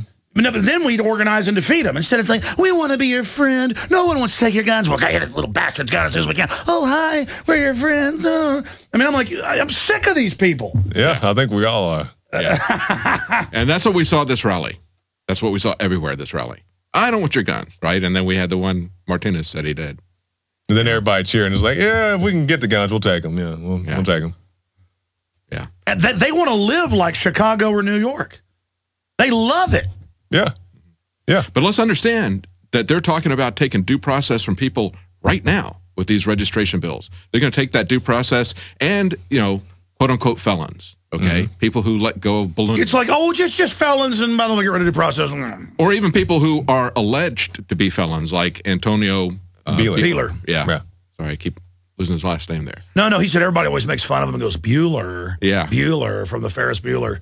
I mean, that's what it looks like if you look at the guy's name. I know. Everybody I know says you pronounce it Bueller, but he goes, no, it's Bueller. So it's like potato patata. Right. But he got it's like Brett Favre is really Fabergé or something. Well, not that fancy, but you're on the right track. But Antonio Bueller didn't cave. And he started an organization here in Austin, too. So, I mean, that you know. No, he's taking action. I admire what he's doing. I was being sarcastic with Yeah. him. I think he almost thought I was being serious. Yeah, no. I was in here teasing him. But we need to realize that the guy that was the antagonist in this story, where he was unjustly persecuted, was our own Art Acevedo. The guy who said, don't worry, you've got nothing to fear. Well, that's why the feds like him. They're like, wow, look at this guy. Yeah. He's like, never mind this knife. I'm sliding into your freedom. Oh, isn't that? See, it's air conditioned. It's cold blade, isn't it? And your body's going to be cold here politically real quick. Let me just draw this razor across your neck, America. I'm nice. I don't want it to be Cuba. I want it to be a new authoritarian state I run. That's Art Acevedo. Meanwhile, we got families that have to escape to Cuba now in today's America, right? Yeah, Just as last week. Because Cuba doesn't like to CPS your kids unless you really abused them. That's right. It's like we've outstretched them. Okay, let's go to calls here. Let's talk to Sean in Canada, then Ron in New York while I'm gibbering. Go ahead, and Paul and others. Go ahead, Sean. How you doing, Alex? Great to talk to you. I'm a longtime listener, recent Prisonplanet.tv member, political science graduate, and thanks to you, I graduated with a stellar average. You really invigorated my interest in politics. Most impressive. Well, God bless you, man. Before you, I thought, history had been written, and like so many people, I thought we were at the end of history in a way. There was nothing new to discover. There were no secrets, and everything was hunky-dory, and it's just, you've opened my eyes to a whole new world, and it's well, that's what I love to hear. I don't wake people up. We're the opposite of a cult. Cults tell you this is how it is. You must only believe this. We say, open your eyes. Look at this. And that's what will defeat the globalists. Because the New World Order is a cult. You've got to buy into their delusional lies. Go ahead, sir. What was your comment today? Tell you. Sorry? Dispense with the pleasantries. Oh, yes, excuse me. Sorry. So I live in Canada, and it's just, I'm a huge constitutionalist. I mean, like I said, I got my degree in poli-sci. I lived in New York City. I have family in America. I love the U.S. Constitution Bill of Rights. I think it's the greatest document that the world has ever seen written by men. And, I try to reach out to everybody. I tell all my friends. I talk to my friends, and everybody is just so close-minded, trusting, and naive. And they cannot wrap their heads around the fact. Well, remember, zombies have never. Well, these are people brought up to television. They just kind of are in a daze, literal brainwaves now, and so they're tuned in to suspended disbelief. So it's like the light. They're like, scary. They think of it as work. They haven't taken it personal yet that they're being enslaved. But it doesn't matter. It's always a minority that doesn't want to be enslaved and that stands up. So don't feel bad, because some areas you run into, it's the majority's awake. And then you run in another area, believe me, you're not a public figure. If you were Alex Jones, and it's not bragging, hey, I'm a big shot, everywhere I go, people come up. I mean, you've seen it. Yeah. I mean, now to the point of like, I can't even go on the hike and bike trail. Like, I can't go to Barton Springs. I can't go to Mexico. People come up to me. And believe me, folks, they're out there. That's why you should wear an Infowars.com T-shirt, because then you'll meet like-minded people, plus it funds the operation. Go ahead, gentlemen. Well, one of the things is, when you look at these articles from CNN and other places, they don't usually have a reference to the other documents. When you look at an Infowars article and we talk about something like ammunition purchases, we're going back and we're linking directly to those purchases so you can see it for yourself. You can Google it. You don't even, we've got the links there so people can see the documents, and they still deny it. Every year in August, they have articles in every local paper. I read them this year, or now I guess last year, saying, it's the law. You must take the vaccines, and there's no side effects. No links, obviously it's a newspaper, no bibliograph, according to such and such. You go online, the same thing on the newspaper. You go to our article, hundreds of university links, how it's going to kill you, the copy of the insert. Right. I mean, I don't know. They just like to say stuff about it. It's like, I believe it was a couple of weeks ago, somebody wrote a hit piece on you. They said, Alex Jones has reported that TSA hires defrocked priests. And like, we have the article, it's on Infowars right now, but they didn't link to that. They claim that you made it. You made that statement, but did not link to it. And that's the kind of things that they do. Well, even patriot groups 10 years later go, Jones claims he has footage of FEMA teaching the Founding Fathers are bad. I have where it was, Kansas City, the video, and the manual, and news articles about it. Right. Yeah. Yeah. We show those clips. They want to call us paranoid. They want to say we're making stuff up. Bring it on. We'll show them links. I mean, look at this right here. Time columnist warning others about government oppression is anti-American crap. They cannot have a debate about how this is an authoritarian takeover. Right. They want to label cyanide mommy's milk. Sean, anything else? I wanted to say that every single legislator involved in voting for these bills and whatnot, in trying to institute gun control, is literally committing treason. I was reading an essay by a constitutional lawyer that I got off Oath Keepers. I've joined them as well. No, I mean, it is treason. It is sedition. I don't get up here. Look, it's criminal to knowingly get up there and lie and try to register guns with a plan to confiscate them. It is organized government fraud. That has a name, tyranny. Thanks for the call. Ron in New York, then Paul in New Jersey. Ron, you're on the air, sir. Is this the retired cop that gives me so much good info? Yes, it is. And by the way, I'm going to try to call you today. I know I got your number and you've got some inside intel. I've been meaning to call you. I've just run out of time. What's your point on the orgy of evil you've been seeing? Well, here, case in point, in the state of New York, the other big shoe is dropped. We've now had the first case in the state of New York where the state police have ordered the seizure of somebody's firearms who's a pistol permit holder because he has some months past taken medication, a psychotropic medication for anxiety, even though the man was not deemed dangerous or mental defective or anything of that nature, has a completely clean background. They push it on you like drug dealers at a schoolyard, and now they're announcing, that's our article you're talking about that's on Drudge, that they're coming for our guns. And look, thank God I've never been on anything. I mean, I had a surgery and didn't want to take the opiate pills because they made me sick. You ain't got nothing on me, dirtbag government. Sorry, go ahead.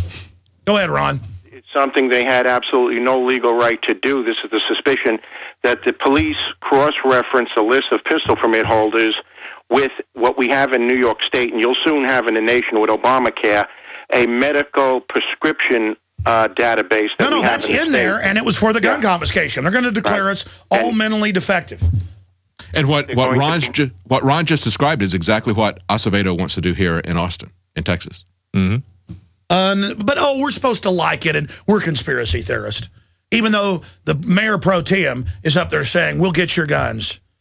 I'll get you registered and your little dog, too. Pretty much. I just got an email the other day from a guy. I can't remember where he was, but he said he called his mom talking about he was mildly depressed because he lost his job. And then the SWAT team showed up at his house demanding that he come outside and turn in his firearm. This happened to G. Gordon Liddy's producer like 15 years ago. She answered a survey or something that had her address on it and got put in for like a month. Gorgeous model, producer, famous, and just they wrecked her life. This is the secret police. This is an industry that wants. They're not just going to CPS little kids. They're going to CPS adults. Exactly. Yeah. Well, that's their cult. They had a Democratic Party operative in Psychology Today write a big cover story about how I'm insane. Yeah, insanely free, insanely alive. You're insanely politically dead. You're a pathetic creature. And he says I'm mentally ill. Well, that was always a tactic of Stalin and other dictators to say that people were insane and to commit them without any due process, because people will stand for a lesser due process if you accuse somebody of being insane or you say that they're on a dangerous drug, and yet we want to put the people who are prescribing these dangerous drugs in charge of determining who is sane. Well, there is a cult of white robes. The court, in your pleadings, you worship to it, you pray. For the folks that don't know, you pray in the pleading. You start praying in pleadings, you start winning. All these modern lawyers don't know it's about worshiping, the court. It's a Roman court, basically, is what they've superimposed over our common law. So you worship the judge, you pray to the judge, you pray to the court. You can even throw some more stuff in there, and they'll really get excited. Because it's like ancient commands. But the whole point is, I don't know why I even went off into that whole story, is that now it's not even going to be courts. They're just going to take your guns. Yeah. Oh, absolutely. That's what they want. Ron, anything else you want to add? Yes, there's quite a bit else I'd like to add. There was now with the UN Arms Treaty, okay? We're going to skip this break. Go ahead. We're going to skip this break. Go ahead. It's immaterial whether or not they ratify that treaty, because the domestic laws that are presently being discussed in Congress comport with what is called for in the UN Arms Treaty. That's why they're trying to get it through. But I've read the treaty. It points to the directives in other agreements. We've done countless reports on this that says the state can have government. The state can have guns, not the people. So it says, we don't interfere with state rights to guns, but state is defined as the United States. Go ahead. Go ahead, David. You want to say something? But the fact... No, go ahead. Let Ron go. The fact is, gentlemen, that whether they ratify that treaty or not, if this legislation that's being proposed and is supposedly going to be voted on in the U.S. Senate tomorrow passes, they get what they want. It's all the same thing in the end, and they know what they're doing. Now, another thing, too, that I've just about had it with, and I think it's time that we be brave enough to step up as men and say this, we are an insensitive beast, but I believe 5 months of mindless emotionalism thrown at me constantly, showing the families or so forth of Newtown is a bit enough. This is a social policy issue that should be thought through intelligently. Well, they're waving the bloody shirt. I appreciate your call, Ron. They're obviously 100% shamelessly doing this. I mean, it's about making us the bad guys. Hitler demonized groups before he went after him. Every authoritarian does this. We're being demonized. Yeah, I mean, and that's that's the most ammunition they have, is to just wave these kids, to bring the kids on stage and, hey, kids, what do you think about gun laws? I would really like Obama to ask, hey, kids, what do you think about these drones killing other kids in the other parts of the world? I really wish you'd ask those kids that. Well, what Ron was saying about the UN Arms Trade Treaty is exactly right. I think that this has been the target all along, is registration. They talked about confiscation, and Feinstein is a master of misdirection. You know, she did that with the NDAA. She told people that she came up with a Feinstein-Lee amendment that said we're going to take out the bad sections of the NDAA that violate civil liberties and deny due process and turn this into a military court instead of a civilian court. And then they just removed it arbitrarily. You know, McCain. Or then they come back and go, this is the new NDAA, we're going to restrict it, and then it gets rid of posse comitatus. Right. So she's been involved in this kind of misdirection. Let me treat that bullet wound. Boom, boom, boom. And it's like... She's been involved in this kind of misdirection before, and this is about registration. This arms trade treaty focuses on the transfer of weapons across borders.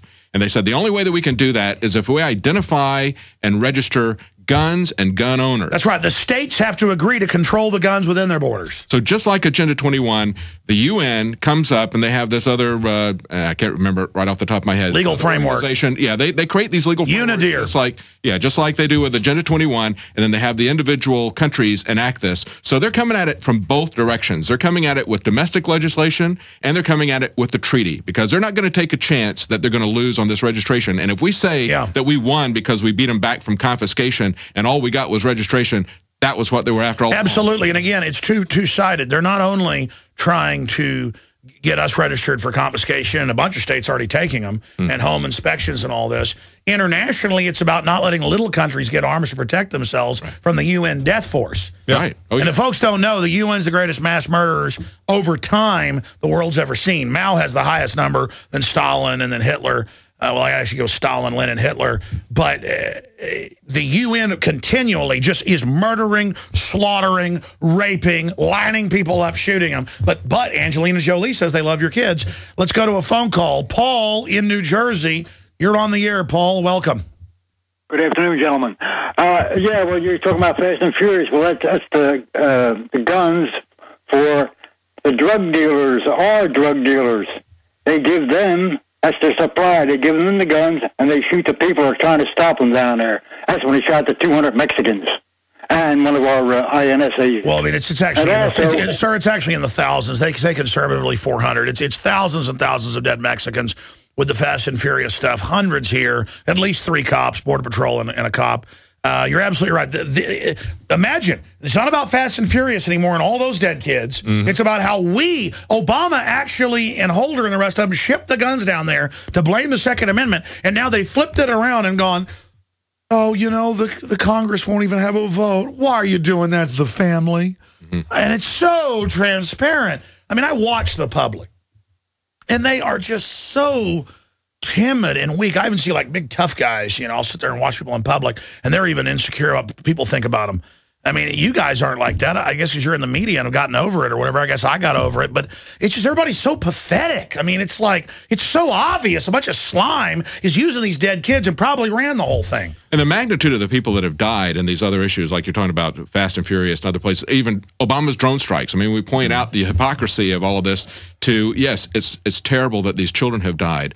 But to take these 20 children, why are their lives so much more special that we talk about that for months and months and months and overturn our Constitution and ignore these other children who have died orders of magnitude. It's a giant psych warfare operation, and it's backfiring. I can look at it politically, but also in my gut tell they're freaked out, and they're going to do some more shootings. That's the big problem. They could stage one any day now, and they've got all sorts of mental patients wound up right now with the guns, trying to get them to go into school. And they keep saying the kids, and, you know, remember last year the big Coney 2012 deal, and like, we got to go in Africa and save the kids from this guy who's probably been dead for 10+ years. Now hadn't been seen for 7, yeah. Yeah, and then I think it was last week, the week before, they had the kid for the Free Syrian Army running around with the AK-47, throwing dynamite around, and nobody seemed to care about that. No. It's like they're trying to give everybody multiple personalities. You have a personality that cares about violence and bad things, but they trigger it when they want. But then your other personality laughs at it.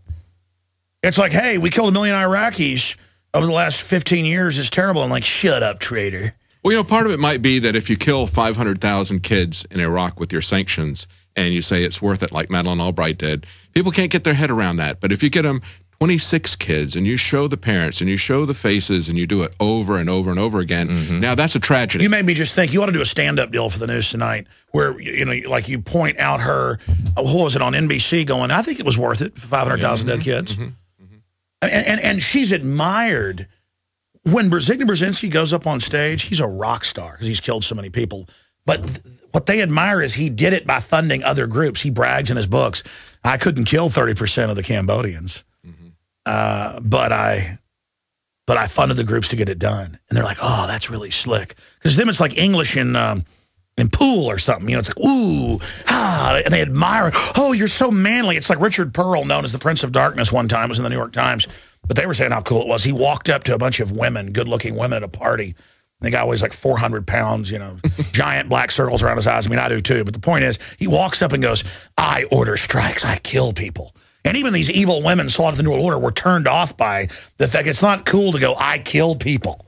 Right. And that guy couldn't kill anybody, you know, with his bare hands if his life depended on it. Right. I mean, it's just a big fat wimp thinking killing people's cool. And then we got his Republican counterpart, Kissinger, right? Yeah. The counterpart to Brzezinski. And WikiLeaks had a document leaked this week that said, the illegal we do immediately, the unconstitutional takes a little longer. That's why they're dragging this thing out. They know it's unconstitutional, and it is. It's registration. And plus, when they change the original laws, it wrecks societies. I mean, we're going to become like Mexico or North Korea very quickly. They get rid of this, nothing's going to work anymore.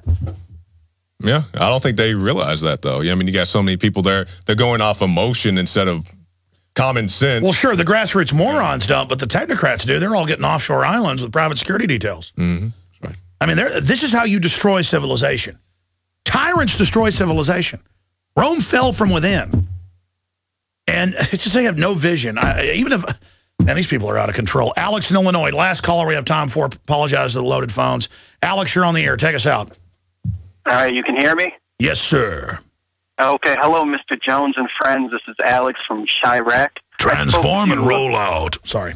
It's all good. I spoke with you regarding the bottom of the rabbit hole, and you gave a very eloquent, passionate response. Yeah, that's on Prisonplanet.tv if you want to see it again. Yeah, I saw that under the rant. But I think the rabbit hole is akin to the abyss. When you look at the bottom of the abyss or the rabbit hole, you see yourself reflected.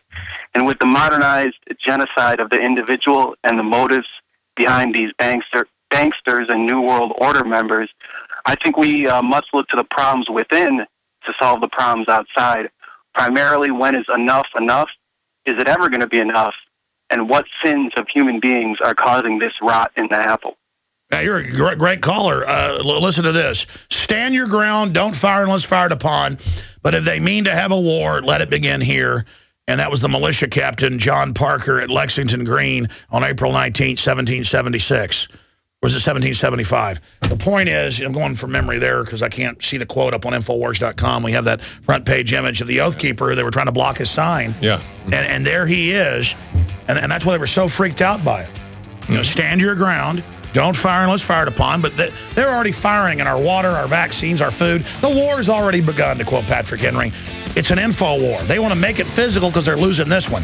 Join us tonight, 7 o'clock Central. Get your friends and family to watch. 7 o'clock Central, Infowars Nightly News. We're on the